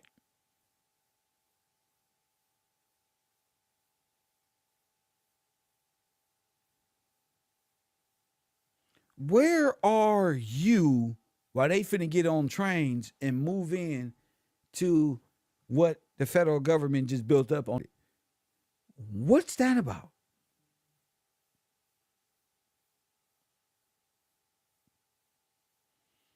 Talk to me. What's that about?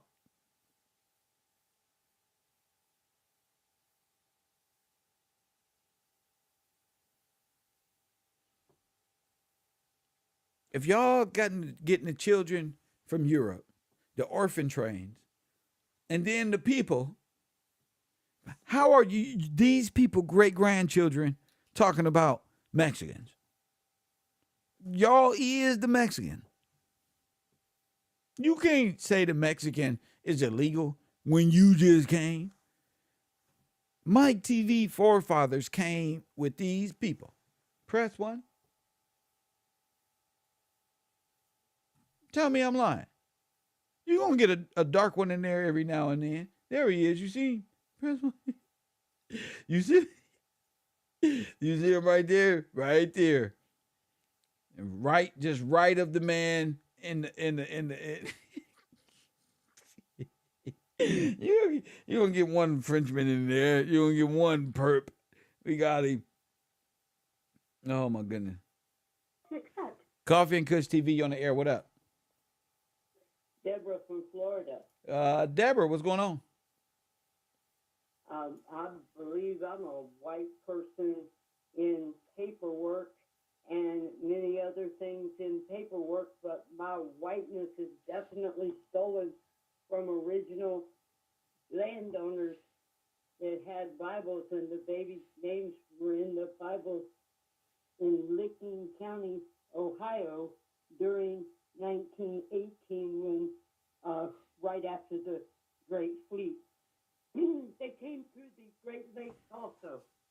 They came through what?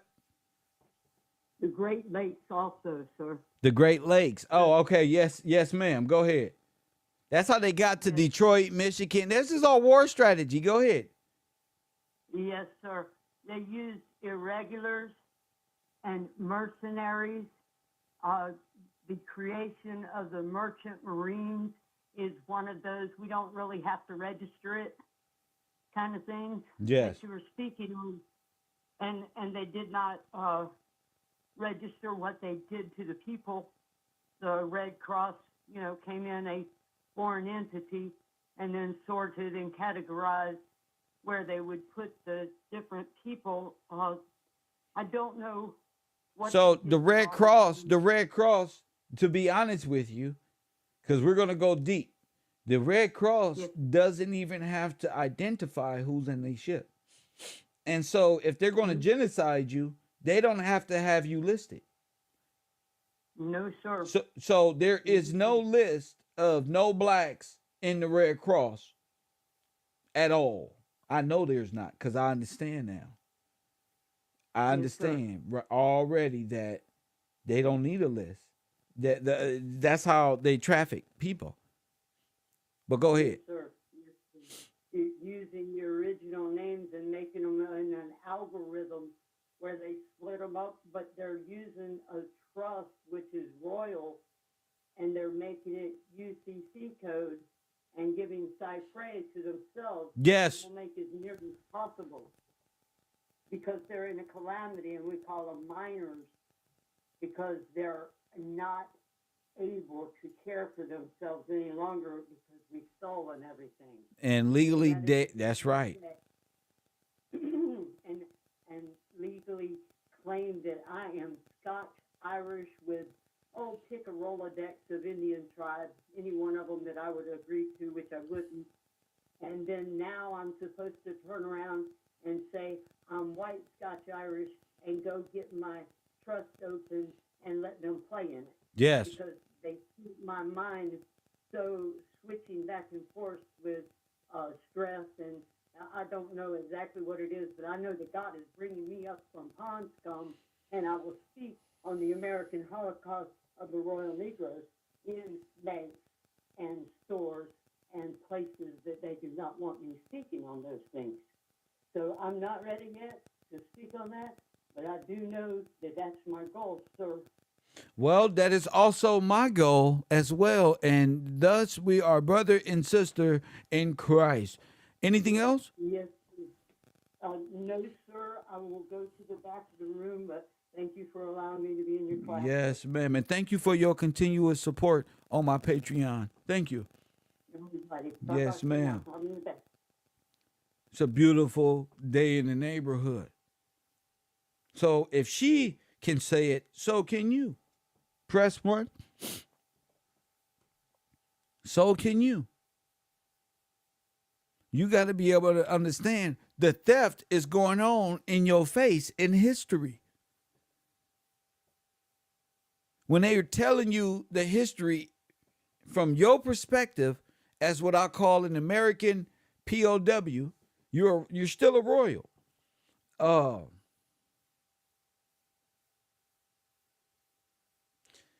You got to be able to use their time immemorial against them. You have to be able to use their allegorical religious concepts against them. You have to use the law against them.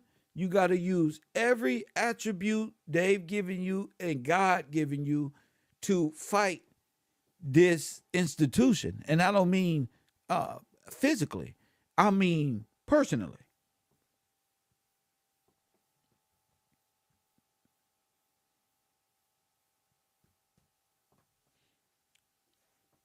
I mean, personally. Our people was all bank robbed together as one. And a lot of people never made it home. I'm asking the questions, what happened to Emmett Till's father? And we find out they sent him to war. They killed him in Italy, America. Hang him. And his son dies in America? Oh, that's Nazism.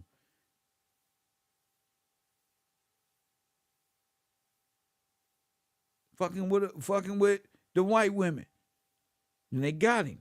And I was trying to figure out why they did that to him. The same thing that happened to his son happened to the father.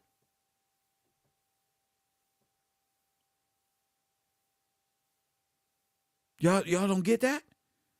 The United States government murdered Emmett Till's father in Italy, France, along with many other black soldiers were murdered by France. And that's on the African side too, by France. So the United States government murdered his father.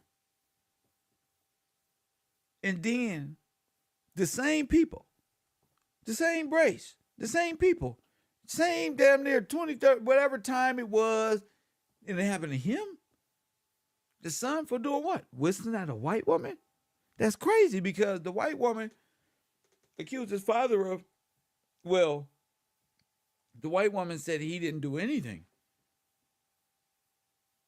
And they hung him.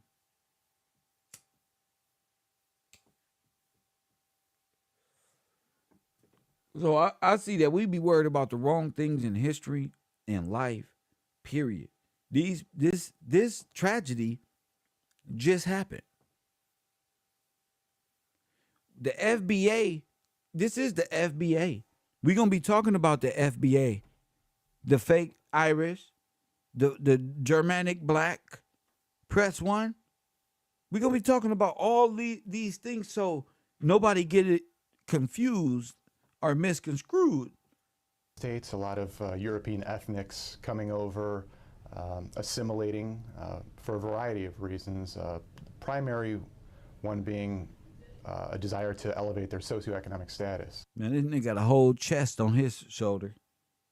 You know who that is? That motherfucker, the mob boss. That's Scarface from the movie. Not Scarface. No, not that one. The old one. What are you doing with a chest? Treasure lies in the chest. You know that, right? So to get jobs, to find places to live, a lot of the Europeans altered their last names to sound more mainstream, desire to elevate their socioeconomic status. So to get jobs, to find places to live, a lot of the Europeans altered their last names, desire to elevate their socioeconomic status. So to get jobs, to find places to live, a lot of the Europeans altered their last names to sound more mainstream. A lot of them changed the clothing that they wore, the foods they ate. So there was this, some might call it assimilation. I think of it more as Anglo-conformity, conforming to this kind of dominant white culture. But the reality is that those persons who are white and who are considered white and treated as such in this society, by virtue of being Look at the flags right there. White and treated that way, have had to give up who they really were. If they were Russian American, my father's side of the family, grandfather's side, great-grandfather came here from Russia in 1910. He had to give up what it meant to be a Jew, a Russian Jew from Eastern Europe, to become an American, which really meant to become white. The Irish had to do the same thing. The Italians had to do the same thing. The Greeks had to do the same thing. All these European ethnics who were not white Anglo-Saxon Protestants had to give up their actual identities for the sake of whiteness. Wow. You notice he said my grandfather and great-grandfather? Come on now.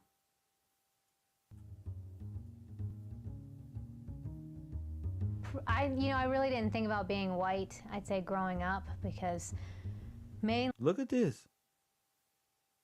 Look at this. This is where Margaret Sanger come from. I think because I was part of the majority and I maybe wasn't forced to think about it.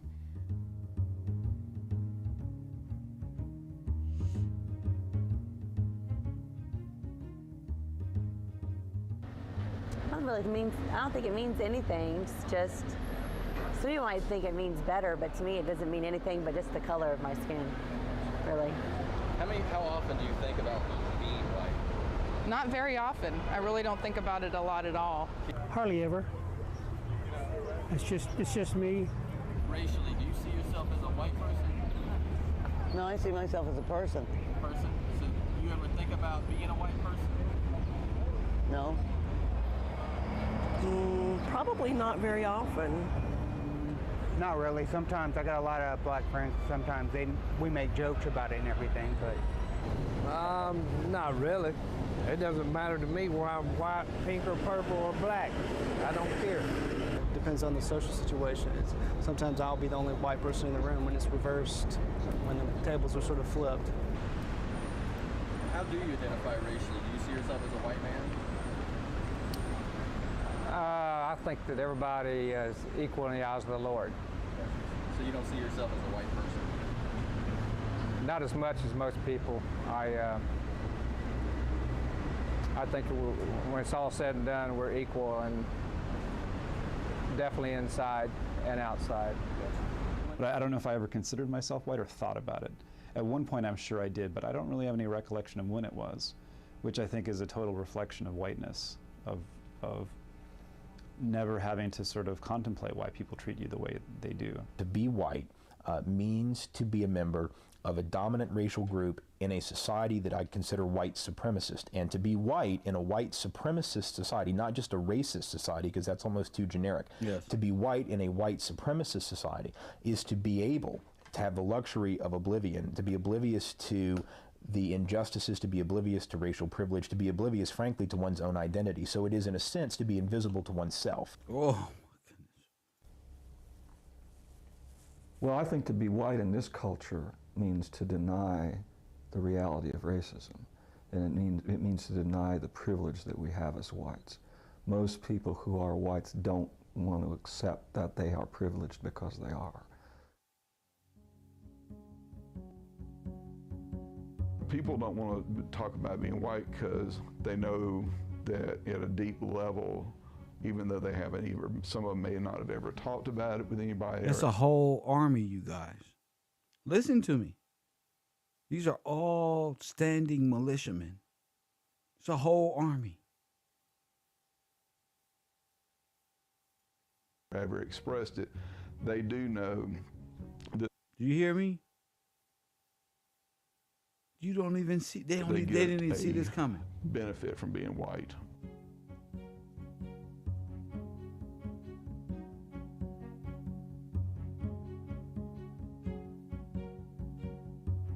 If you're white in this country, there's certain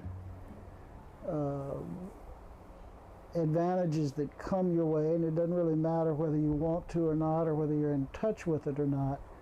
Now I know there are privileges that I enjoy simply because I'm white.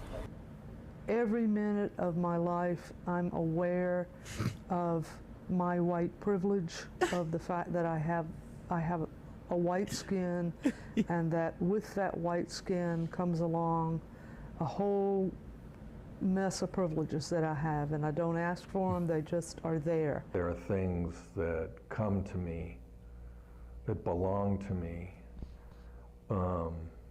that I'm given and that I expect just because I'm white, that I never wonder about, ask about, discuss. And that's the power of it, is that the privilege of expecting that I'm going to go This is a white Lawrence Fishburne right here. to good schools, and that I'm going to have choices no matter what, that there will always be a choice that will be probably pretty reasonable, that will work out pretty well for me. To me, it's about privilege. A lot of people get to walk around thinking that we live in a meritocracy, and thinking that their own hard work is the only thing that's, responsible for their achievements. I think that it means, it has, and I think that it shapes everything. White privilege is probably the freedom to move through the world fearlessly in a way that black people cannot move through the world.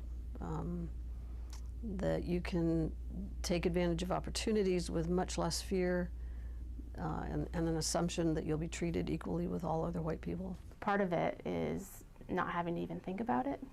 And so in a way, it's sort of like the privilege of having that space in your mind free to think about other things and be concerned about other things. So it's not even having to think about race is part of the privilege.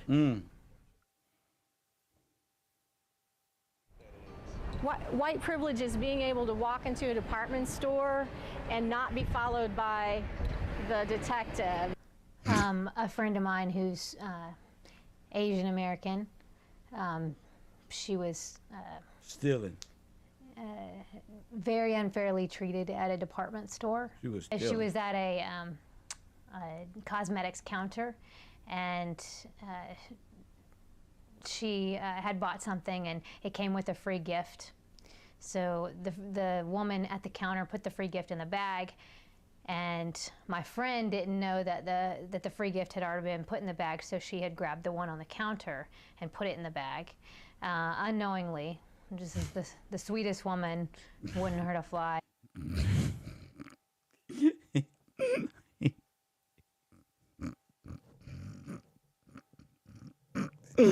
Why do Asians always throw these silly stories in our heritage for no reason, bro? What the fuck does this got to do? Y'all over there stealing.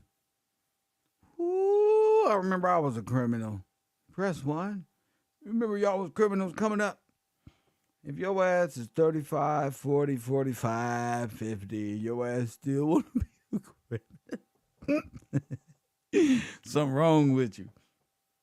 Oh my goodness. I just and they called the cops on her, and she was taken to jail and arrested. I put myself in the same position that she was at, and I know there's no way I would have been arrested. I know I would not have been arrested. It's the assumption that when you go to buy a car that you're going to have the money. Well, it's the assumption that when you go into a real estate office looking for a place to rent, unless you wear raggedy clothes, it's that you're going to want to go into this nice neighborhood. You basically get to say what you want to, be any way you want to. You get privilege. You don't have to work as hard. You can slack off in jobs and still get promoted and still not have to worry about somebody coming after you. So whiteness to me is about Every nigga at work just was like, this nigga telling the truth. So you're gonna want to go Watch into this him. nice neighborhood. Watch his story. You basically get to say what you want to, be any way you want to. You get privilege. You don't have to work as hard. You can slack off in jobs and still get promoted and still not have to worry about somebody coming after you.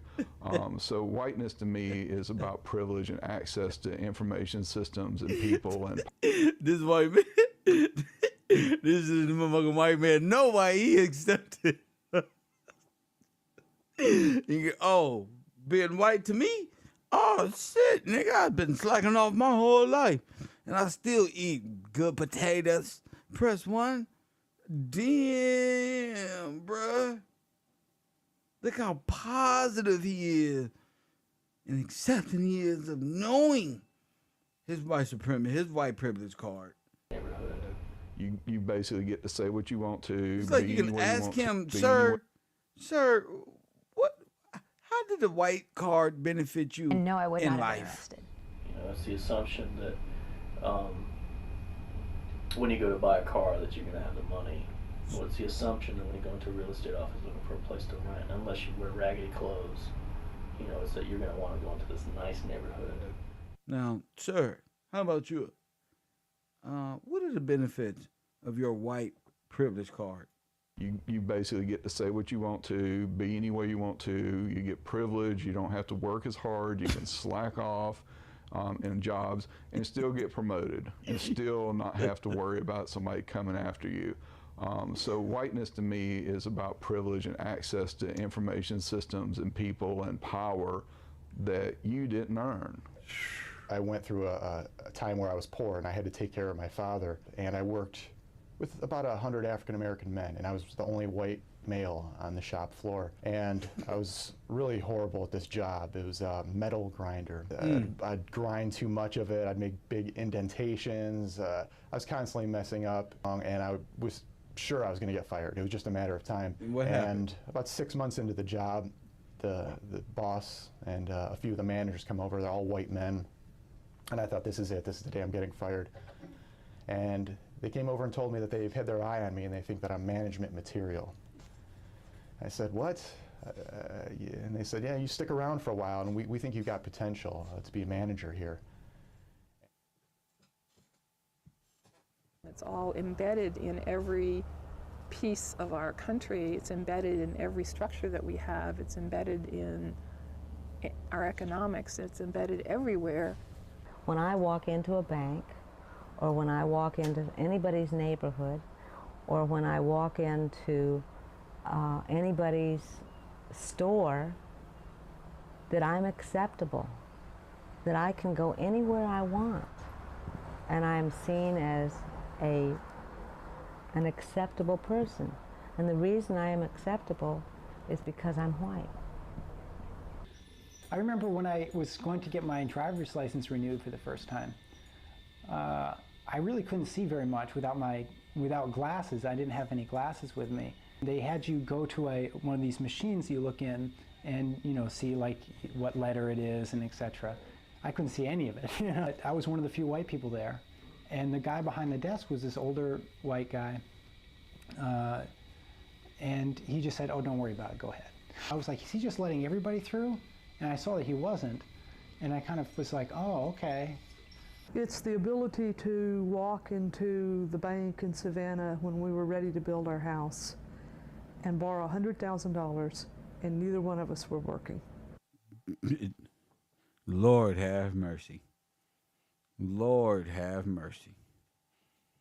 Damn, Pookie and Ray Ray. Nigga ain't even have a job. White privilege is to be able to walk inside of a bank with Outback shoes and sandals on, not have no job, and get $100,000 loan because of the pre-approved credit that comes with my whiteness. Amen. Lord, that make you respect a woman with good credit now. Plus one, Matter of fact, if you ain't got good credit, don't even talk to me. Press one. Your credit got to be fair and above to even holler at Kev.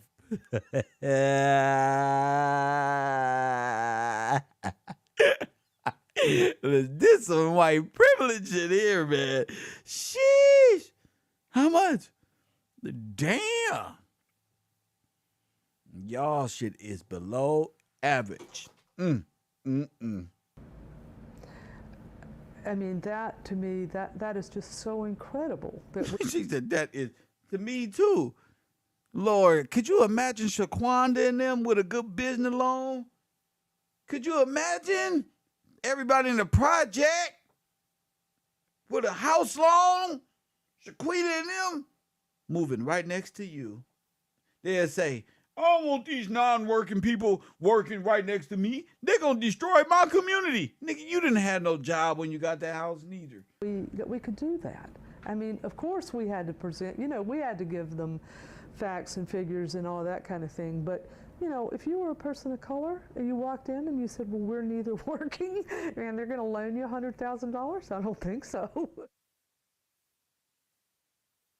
Oh, simple things. I mean, from everything from the ease of getting a bank loan to knowing that I can drive just about anywhere in the city and not get stopped because of my color by the police. When I drive down the road and I get pulled over by a police officer, it's probably because either I've broken the law or I'm getting a flat tire and the police officer's going to tell me I'm getting a flat tire. Well, when I get pulled over, I don't get tickets, I'm a white woman, middle class, in a minivan. I get pulled over all the time for speeding. And it's almost become a joke. And then, the police officers apologized to me for pulling me over, and I know if I was a person of color, that wouldn't happen, I know that I would be pulled over a lot more if I was a person of color because I speed every day. And so I get stopped, they look at my license, and then they let me go, I've experienced whiteness on the 3 occasions that I've been pulled over by law enforcement driving a car. One time I ran a red light. Turning red, right? Another time I was speeding, another time I had a headlight out. And every single time I got off with a warning. I never got a ticket for any of those things. It was privilege and whiteness, therefore, that helped get me off. And I think for the average person, it would be whiteness that would allow me not to even have to think about why. I could get away in thinking, oh, I sweet-talked my way out of that. I did, but I was aided by the fact that I'm white. They're not going to do a body check on me. They're not going to rip my car apart looking for a reason to haul me in. I'm not profiled. That's white privilege. Basically, when I go to city council or county commission, I expect my representatives to take me seriously.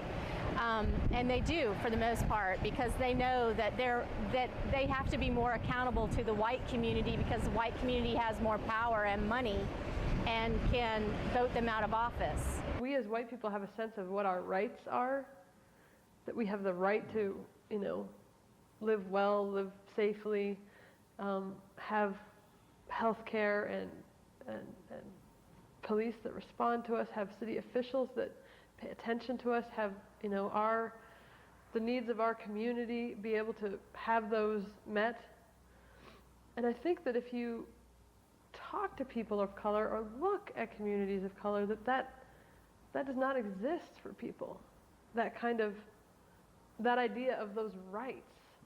The more I know, the more it's like, I've really got to talk about privilege here, Even though, I faced a lot of shit in my life. I really had all this stuff happen, but I still had whiteness in a way that's given me all this stuff.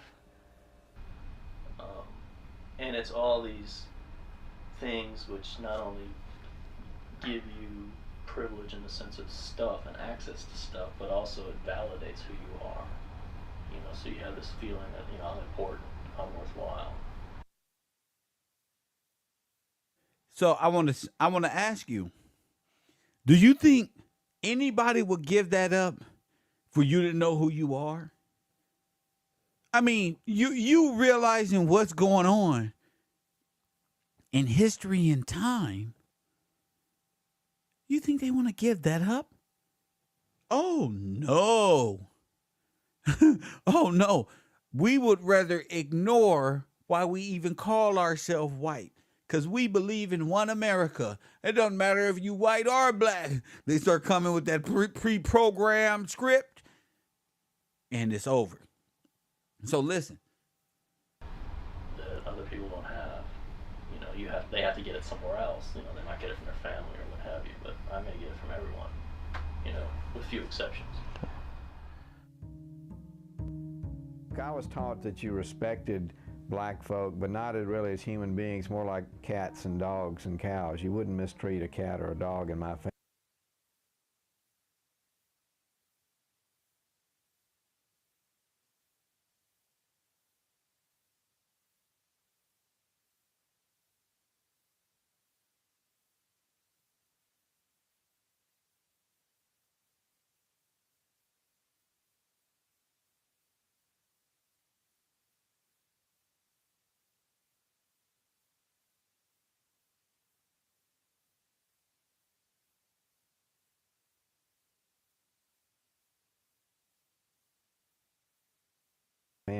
And you wouldn't mistreat a black person.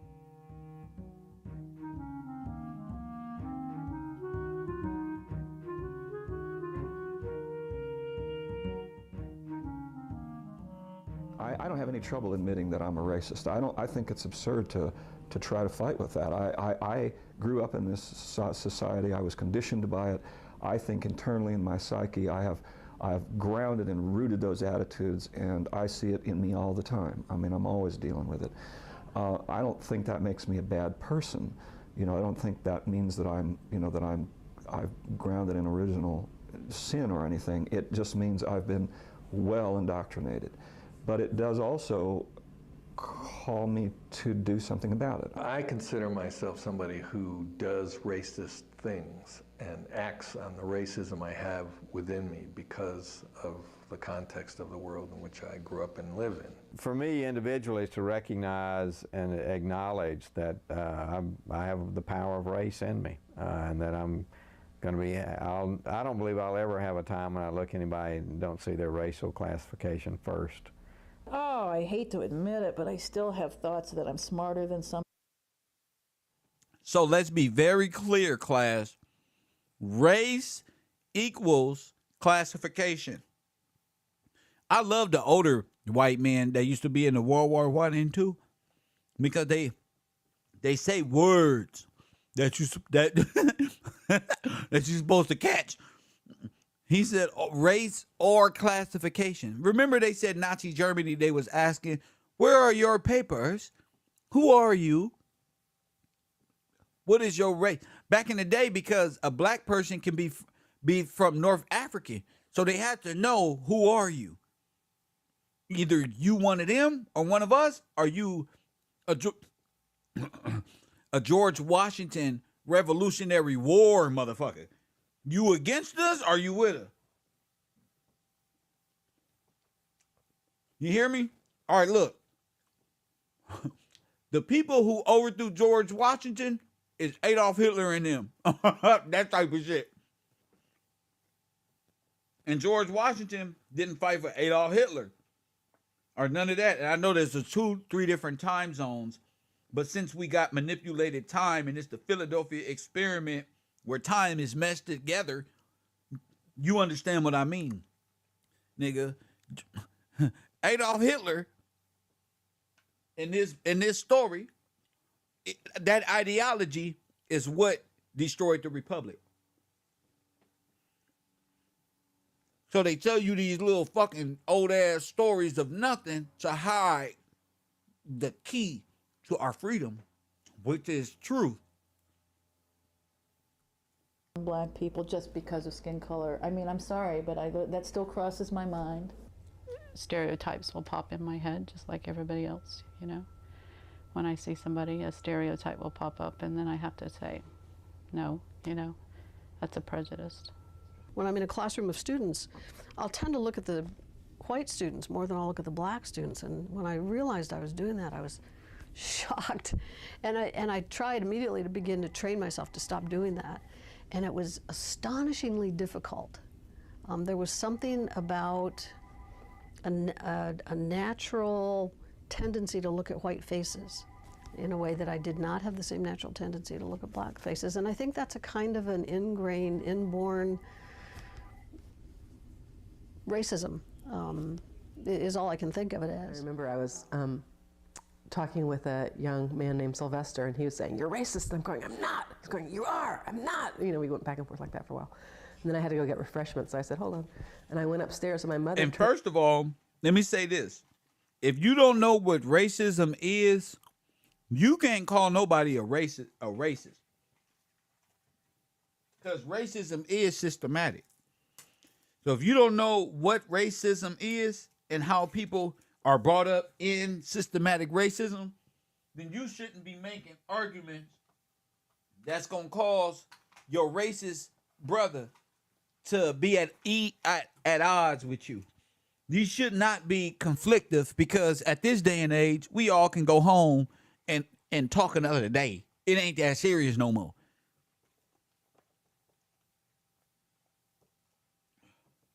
You feel me? It's about understanding, and I see a lot of black folk don't understand just as much as white folk don't understand. But the shit that white folk do understand, you lacking, which is history, which is everything you need to make a high nigga pie. Press 1. So it's really just about compromise. All of these things did happen, but everything is within the realm of compromise and this utopia that we all have in our hearts that they keep tricking us out of every time we supposed to get paid. So I don't think, reparations is something you got to fight for if it ain't dealing in legal jargon and legal matters. You understand what I'm saying? And most of these subgroups that's got us out here fighting, like pumping our fists is going to do something, it's pretty much the same system once you pumping, that took advantage of you during COINTELPRO. Turned to me and she said, "Get a grip on yourself. You're a white young girl. You've grown up in the racist society. You're racist. Deal with it. Move on." But that was an amazing gift that my mother gave me, because it allowed me to turn all of my defensiveness about it into, oh, well, maybe I am. Racism and prejudice are very different things. And all of us have grown up with prejudices. Some of us have prejudice against people of color, some people have prejudice against white people, and some of us are downright awful about it. Because so much of the focus is on personal prejudices. That's how I think a large part of the U.S. population analyzes race matters, is between different groups of people. Well, I think it works the same way. If black people feel that white people can be racist towards them, I don't see any difference between a black person being racist towards a white person. In high school, the high school I attended was probably 60% black, 40% white, and being white and in a majority black class, I was picked on and teased for that. So sometimes you... Like my friend Todd. Todd is like him. Todd was on the black basketball team too. So Todd had to shoot the ball perfectly. Every shot, you know why Todd didn't make the NBA? It was too much pressure for a white man. He went to an all-black school. He got a black wife. Boy, he love her. But every time that pressure was on him, y'all, he couldn't make the shot. You know why? He had good form. That pressure, when niggas say, you ain't had that pressure as a black person, but when a nigga say, oh, that's off. Every time you go, especially when you got the last shot and you're a white person, that's a lot of pressure. And you can tell this guy on the screen, he's a dribbler. So, he had the sideburns. He was out there looking like John B. on the court, hollering at all the little freelance black women. They wanted their white chocolate. That was his nickname. But this nigga trying to use that as, I was discriminated against Todd. Come on. Oh, one time I was on a black basketball team. Every time I went over the three-pointer, Dante Johnson Nah. He always say, fucking white boy, you know you messed up. Come on, man. This is hilarious. I had a white friend. We used to fuck with him all the time, but we loved him. But what else do you fuck with white people if it ain't about sports? You know what I mean? What else do you get at them? Being white and in a majority black class, I was picked on and teased for that. So. Sometimes you come across people that feel because of what had happened in the past that we're held responsible. I'm 30 years old. I wasn't around when that was happening. I know. Nigga, your ears was around when that was happening. What the fuck you mean, fucking Bill Gates? Sir, what about your forefather? I don't know right now. Press one. Bill Gates' grandson, right here. I don't know. I think we need to call Big U to have a talk with this guy. What do you mean you don't know? People that feel because of what had happened in the past that we're held responsible. I'm 30 years old. I wasn't around when that was happening. Nigga, Title 42 say your ass was around. Press one. And guess who they got up next? The little Nazi skateboarder. This nigga got SS on the back of his ear. I know what it feels like to be subjected to anger for something that I personally never did. If we're in the wrong place sometimes, it's obvious that we're in the wrong place, we're the wrong color to be in that place, you'll hear a comment. You'll hear some things that's not so nice that you would never think that you would hear. You're a little too white to be in this neighborhood.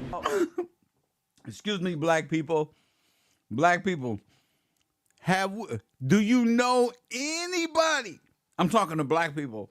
Todd, you can answer too because you're black, bro. Do y'all know anybody that ever told a white person, you're a little too white to be in this neighborhood? Hell no. That ain't even how we talk. Y'all, I'm fucking this y'all weird. And not one black person I heard in my life say that shit to no. And believe you me, I seen white people and black people fight in L.A. Not one black person ever said no, excuse me, white woman. You know. It's white people all in gang territory, all in our gentrified communities right now. They jogging and shit, wearing new Nike fucking Max shoes, $215 to run around, and electric scooters and shit going to university. Ain't not one of us ever told one of these white men, y'all know y'all a little too white to be over here. Oh my goodness, we got a bad rap, y'all. Oh, like Ty said earlier, they do a lot of projecting. Or would that be from Texas? They do a lot of projecting. When I was teaching, I was not privileged because look at him. If we're in the wrong place sometimes, it's obvious that we're in the wrong place, we're the wrong color to be in that place, you'll hear a comment. She a pilgrim, but she'll hear a comment. You'll hear some things that's not so what nice. You heard? You would never think that you would hear. You're a little too white to be in this neighborhood. When I was teaching, hey Marty, these white people today, these white people all in our neighborhoods, bro, walking dogs, got their strollers, they ain't paying us no mind. You feel me? White people ain't paying nobody no fucking mind, and we ain't paying them motherfuckers no mind. Matter of fact, everybody like, hey, on some regular shit. Hey, how are you? Where you from? They over. You feel me? They putting their purse on top of the stroller as they bend down and looking below, all retarded. Like, lady, don't do that. My democratic tendencies is kicking in. Almost went full Democrat on you now. Press one. You got to play with these people, bro. Stop being so. Sheesh. I was not privileged because I had to interact with a lot of stereotypes. Like what, sir? What did you have to interact with? About white people, and I had to deal with them on that level, but I was privileged in the sense that I got the job in the first place. Cause he know he shouldn't have been working at no damn school. I think that one of the key things to understand about racism is, you know, like Malcolm X said, racism is like a Cadillac. There's a new model every year.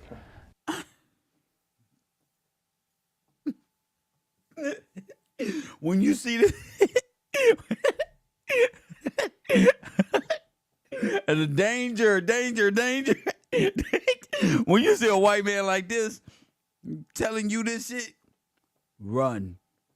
This is the last white man you need telling you, and quoting Malcolm X. Kind of like Malcolm X taught us. What did Malcolm X? Malcolm X once said,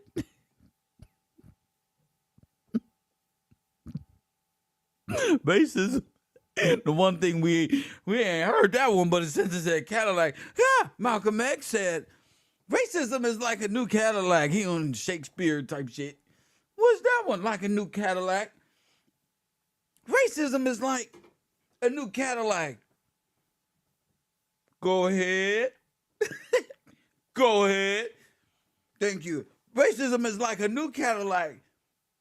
There's a new model every year. Fucking bars. Come on. Come on, white man. He's cool. You're a nigga now. Come here.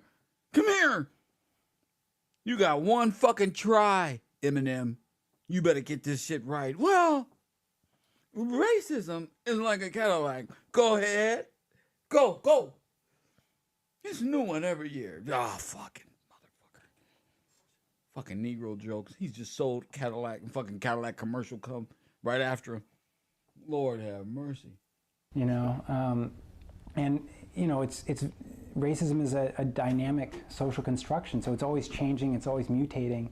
So people that say, well, there's no racism anymore, they're referring to racism as it existed in, 1950 or 1920 or where you got your style from, sir.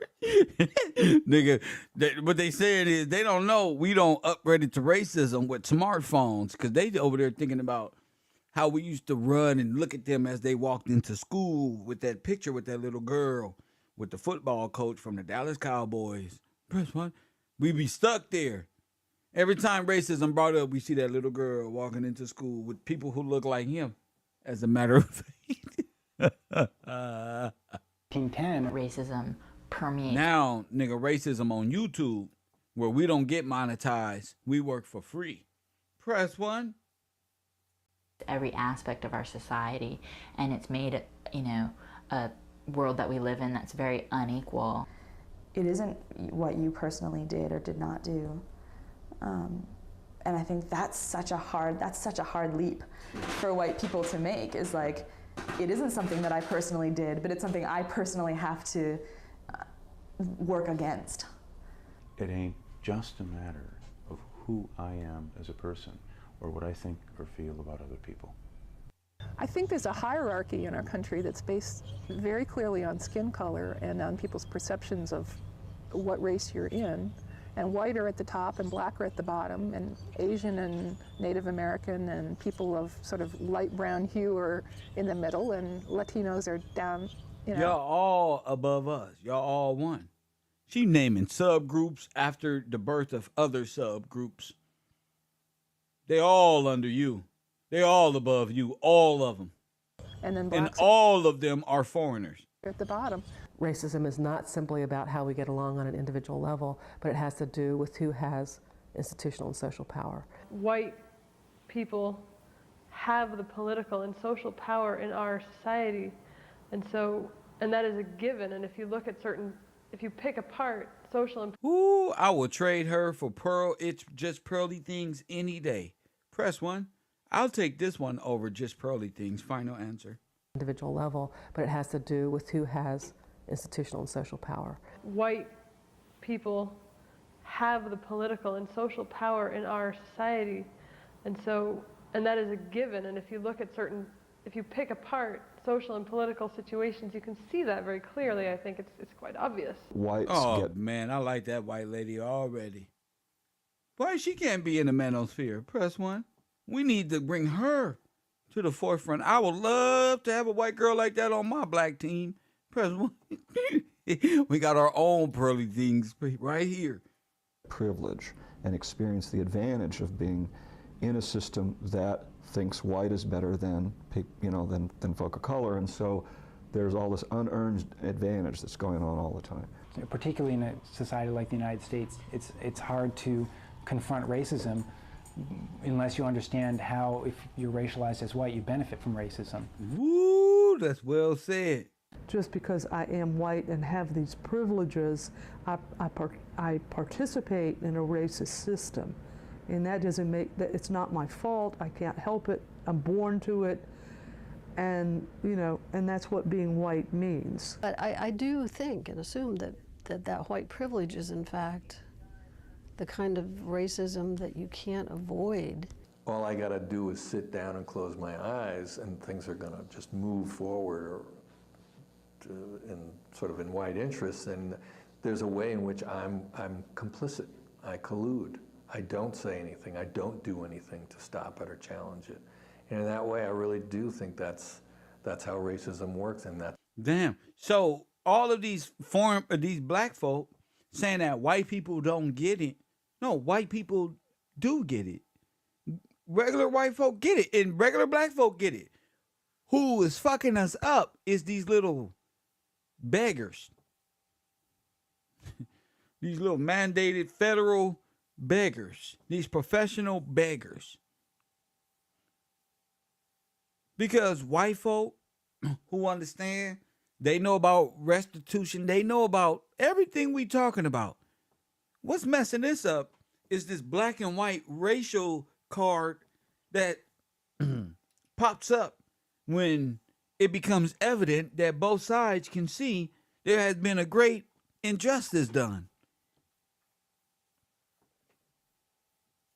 It's a way in which I'm racist. And the difference now is that I don't try and prove to anyone else or even to myself that I'm not racist. I sort of assume that, know that, and get on with doing anti-racist work as best I can. I believe that the very depth of understanding racism is understanding that. Look, here all y'all come on the boat. Look. Here y'all come on the boat. Right here. I have pictures upon pictures upon pictures of all foreigners coming over on boats. No, not Christopher Columbus. The SS Christopher Columbus. The steamboat that brought you. Press 1. The SS Connecticut. I believe each state had its own slaves they brought with them. 14th Amendment slave they brought with them. The USS Kentucky brought all Kentucky people. The USS this one brought all these ones. The USS this one brought these ones right here. Yes, it's true. Process of us becoming white, you know. And they were subject to the charter. The original 14th Amendment citizen was subject to the charter, and they moved right on in, right out. Look at them, look at them. You would never see a bunch of niggas like this on no boat. You ain't never seen niggas ever. You believe in the slavery they told you about them through your eyes. You ain't never been stacked up like this ever in your life. But they sure was stacked up when they came over here. And guess who got it? Right here on the steamboat. Popeye. Press 1. The SS Christopher Columbus. The USS Christopher Columbus. By the federal government they go the first pilgrims of Kentucky. The USS Delaware brought the first slaves. I told you wasn't. Now do you see the difference? You have to think of this in reverse. So where Taj at? When we're thinking of this, I believe, because we're going to talk about this on Discord, this is the new school. But I think that that's how they were able to move them in with ships. Like our good sister Deb said, they came up through the Great Lakes as well. Well, that'd be the North. That'd be Chicago fires and World Fair. That'd be all of those, Minneapolis, St. Louis. That'd be all that. If you got ships going through the Great Lakes, because now I'm being able that I'm not in South Central, stuck mentally, because when you in these little parts of the world, you can only think about this big. It wasn't able till I saw the Great Lakes for real and said, wait the fuck a minute. And I got a chance to see it from a bird's eye view, Lord have mercy. That's how they got through this bitch. Now, I can understand that. We got to get out, family. I mean, literally, if we got to plan trip 6 months ahead of time, you got to get out so you can see things and get a grander perspective on your territory, where you at. You know what I'm saying? From coast to coast, you ain't doing no more than 4 or 5 hours. You feel me? I done did a live stream on the East Coast. Nigga, I done got the blunt from the East, from the West, and smoked the blunt in the East. So it ain't no excuse. You got to be able to get up and see. You know, it's cool to imagine it and see from our minds, from the pictures we seen. But to see how this could have happened, that's something else. That's something else. To know that there's Detroit, Chicago, all that shit is right up in there. All of these little places. It's excellent for these types of individuals to flooding out. And who was destroying all of the black towns and all of the black stuff? The sailors. The mariners, the Marines. Wasn't they fighting the sailors? Wasn't they fighting this? Boom. All of those black towns, all the massacres started with the sailors, the federalized militia. Exactly what does that mean to be white, and how much of our humanity that we've lost? Because I think that the only way that whites can truly regain our humanity that's lost to the degree at which we've bought into white is through doing anti-racism work in anything that we do. Regain our humanity that's lost. How do you regain your humanity that you've lost and begin to reverse the trauma and the lies? You have to get into anti-racism work and charge it to the game. You have to be of service to the people. When you finally realize what's causing the demise of a certain individual, and it wakes you up to no matter what side to this in which you played into it, you can't do nothing. The responsibility is either you take part in the righting of the wrong, or you stay silent and go down as if you agreed anyway. It don't matter. To be white, and how much of our humanity that we've lost. Because I think that the only way that whites can truly regain our humanity that's lost to the degree at which we've bought into white is through doing anti-racism work. And fighting against what enslaved these individuals, even at the expense of knowing your forefathers helped coup d'etat the whole nation. If that's what happened, that's what happened. In anything that we do.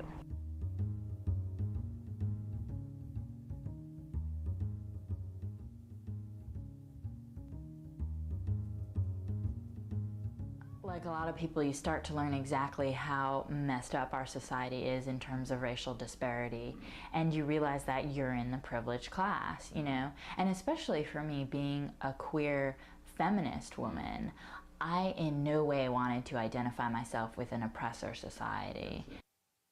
So they don't...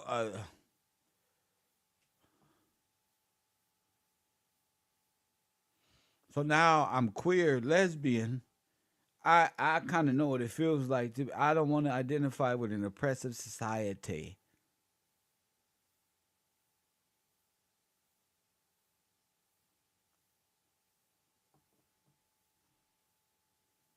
An oppressor group. Your sexual orientation don't dictate your nationality. What's wrong with these people? You can't hide what you did by way of sexual orientation or who you identify as. Oh, I don't identify as somebody who enslaved y'all. I identify, us gay people didn't do that.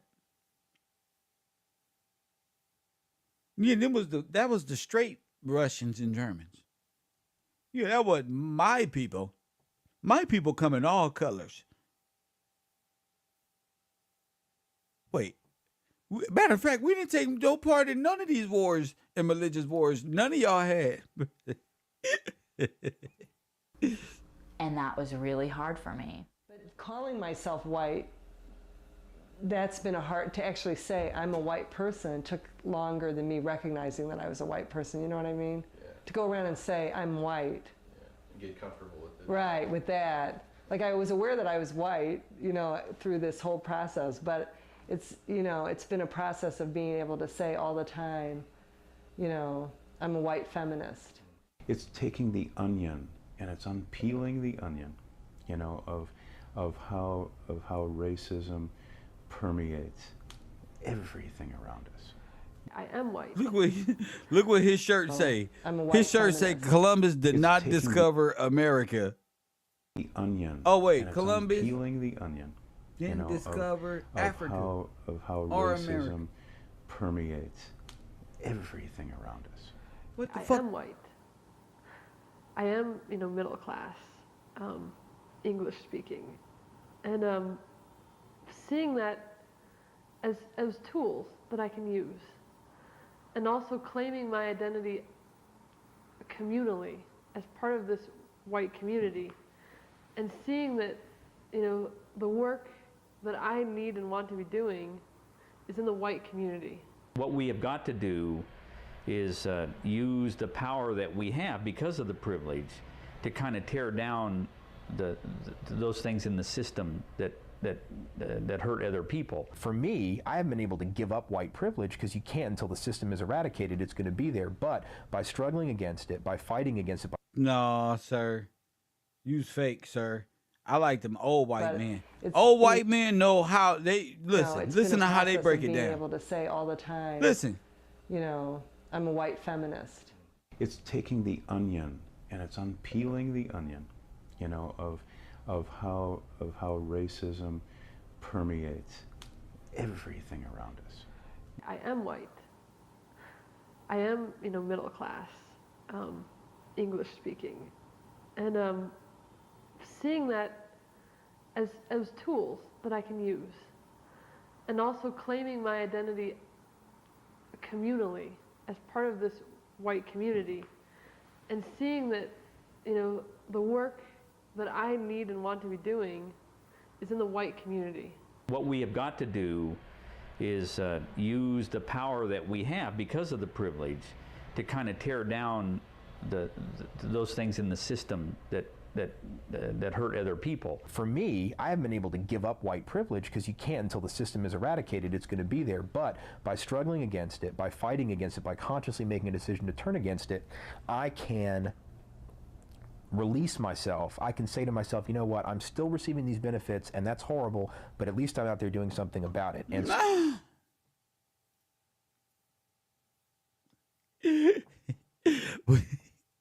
so there's a sense of freedom. There's a sense of being, of really claiming my humanity. As a white person, I have leverage. It's kind of funny because as a poor person, I never had leverage, but as a white person, I have leverage. And a woman, I didn't have much leverage either. But as a white person, I have leverage among other white people. They take what I say as being more valid. It doesn't seem self-interested to them. I mean, I have connections. Because your self-interest is theirs. I have connections with the guy in the bank. I have connections everywhere with people that have power who can make decisions around policy, you know, procedures, just all kinds of things. So at that level, I can use my influence.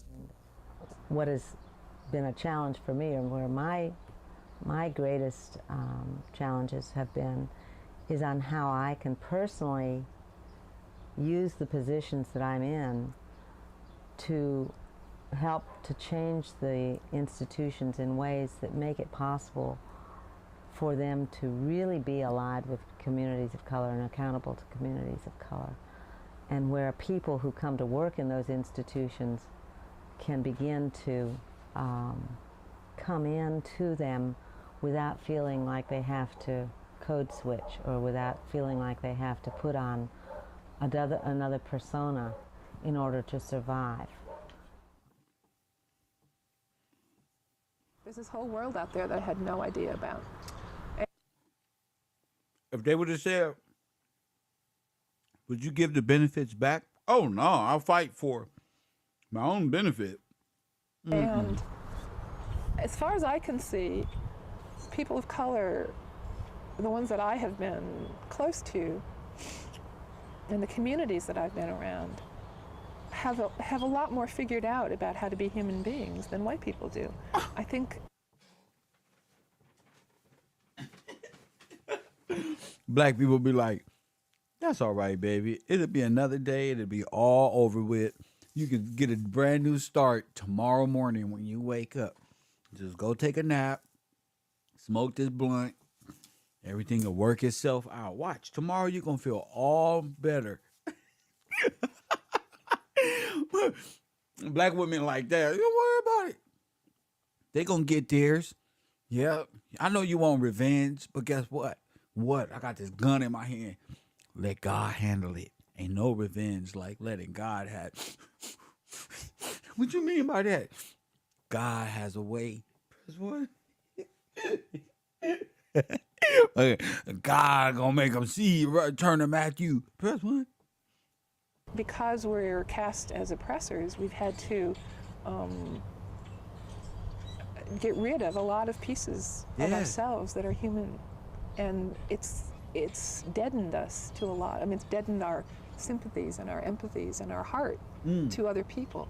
I think that and what that mean is when you dealing with the deadness of the human heart, you got to be real careful. And she just made a good statement, because I always post this preacher and he talk about how Jesus dealt with the human heart and the deadness, and that's how you got to deal with people from the deadness of their heart. And that's what I meant by earlier, is being able to explain this in a way that you're dealing with it, because then it's interpersonal. If you can talk about it and with love and honest understanding and stuff like that, then you're dealing with the deadness in the human heart. And a lot of white folk have a dead heart because they infatuated with being ignorant towards your history. That's dead. You know what I'm saying? We talk about thought. We talk about dead. That's sin. The last sin to be dealt with is what? Death. Again, deadness. Press one. Tupac said, I know they hate when I say that. Tupac said, because they win when your soul dies. Baby, don't cry. I hope you got your head up. Even when the road is hard, never give up. Baby, don't cry. And that's what music, when people like that are gone, you can't replace that music, bro. And you don't acknowledge it when they hear, but you can't replace that, bro. You're dealing with the deadness of the human heart. That's why all these people who are like anti-God and all this, they're just dead in their heart. That's it. That's it. Not knowing that you come into this world with all this privilege makes us, Like the lady said, it actually takes away your empathy and your compassion. Like you will be ignorant to walk past an individual who's in need. Like I was saying, this world is now being judged appropriately. Look at all the people who said that man who asked for food on the subway deserved death. Candace Owens got up on that TV and said, pretty much put the hit out on all beggars on the train, and how they mentally ill, and they're setting the stage for homeless people to be murdered, to be wiped out by people who feel, oh, he got too close asking me for food. With all the social experiments going on social media and all the fake shit, I think it's a plot to make us all look like we all need to be disciplined. Doesn't make us good people, in the sense that it doesn't make us, I'll take that back, doesn't make us the people we could be. It takes away from who we really are as true human beings. Facts. When we start applying these this when you start benefiting from something that you didn't earn and you don't acknowledge and you don't do Facts. something about. If you're going along with the status quo and you're not doing something to make change, you're part of the problem. And I think a lot of white people don't want to have that discussion. When we pretend that our school systems are okay and that the criminal justice system is okay. And it's not just white people, black people too. Black people got this this issue where you can, if white people got the issue where they know and they're ignorant and you don't know, but you out loud with this shit, then you'll never see it. It'll never be a compromise between the two factions that already agree in their fucking hearts. And their outer selves is in their perceptions is making them not agree.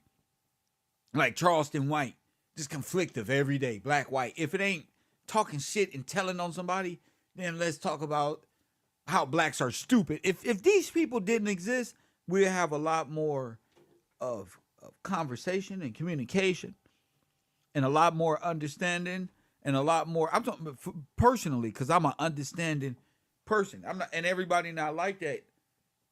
I'm talking giving your own personal experiences and your tolerances and your disciplines, because everybody ain't there when these things happen, when it's time to use your intelligence. You know what I'm saying? A motherfucker be like this, you're gonna wind up on World Star. Oh, look at this black woman beat up Karen, when you should already both two people operating out of the deadness of each other's heart. That's a Karen and you's a Taquisha. Press 1. You black bitch. Oh, you white Karen cracker one bitch. Press 1. Oh, look at this. Take care of your kids and get a job. Bitch, I got 3 jobs and my baby daddy ran out. Press 1. So both of them looking a fool. And our dumbass is right over there with them. Look at these two. So we got to come out of that. That's all. And social media really fucked us up. Social media really, and it really fucked us up, especially over the last 2-3 years. And then Instagram started paying for stories. Press 1. And then everybody was just doing dumb shit for like 3 and 4 years straight, dancing around at their hourly jobs, working for Uber, doing TikTok videos, and Instagram's on the side. Press 1. Now Instagram said, all right, no more stories. And now you just stuck like this, dancing around. And now you got all these followers and views, and you ain't getting paid for the dumb shit for just coming up there showing your fat ass. Press 1. That's what y'all get. Yeah, you sexy, but 60,000 views just for 8 seconds, they should be paying y'all. Facts. Get up out of here. Get up out of here, fam. Coffee and Kush TV, KevRow University. Of course, it's good to entertain y'all once or twice a day. We'll be back with KevRow at night, of course, right here on Coffee and Kush TV. We're going to be talking about conspiracies and more Matrix, more something. I'll figure it out. I haven't been on in a couple days, so my brain is like, I'm trying to give it some time. Because our media and I know what I'm doing. I'll be doing reaction to our silliness in the black community. So, I thank y'all for tuning in, for following me over here on this channel. Shout out to the people who contributed to this page via Cash App. My cash tag is Gills Gang. Go over to my Patreon and sign up. Patreon.com/KevGillsTV. Teresa, Taj, Jamil, and Jamie Lee. Yesterday, Jason Harris, Cedric Jefferson. I thank y'all for contributing to this page. Let me see who this is.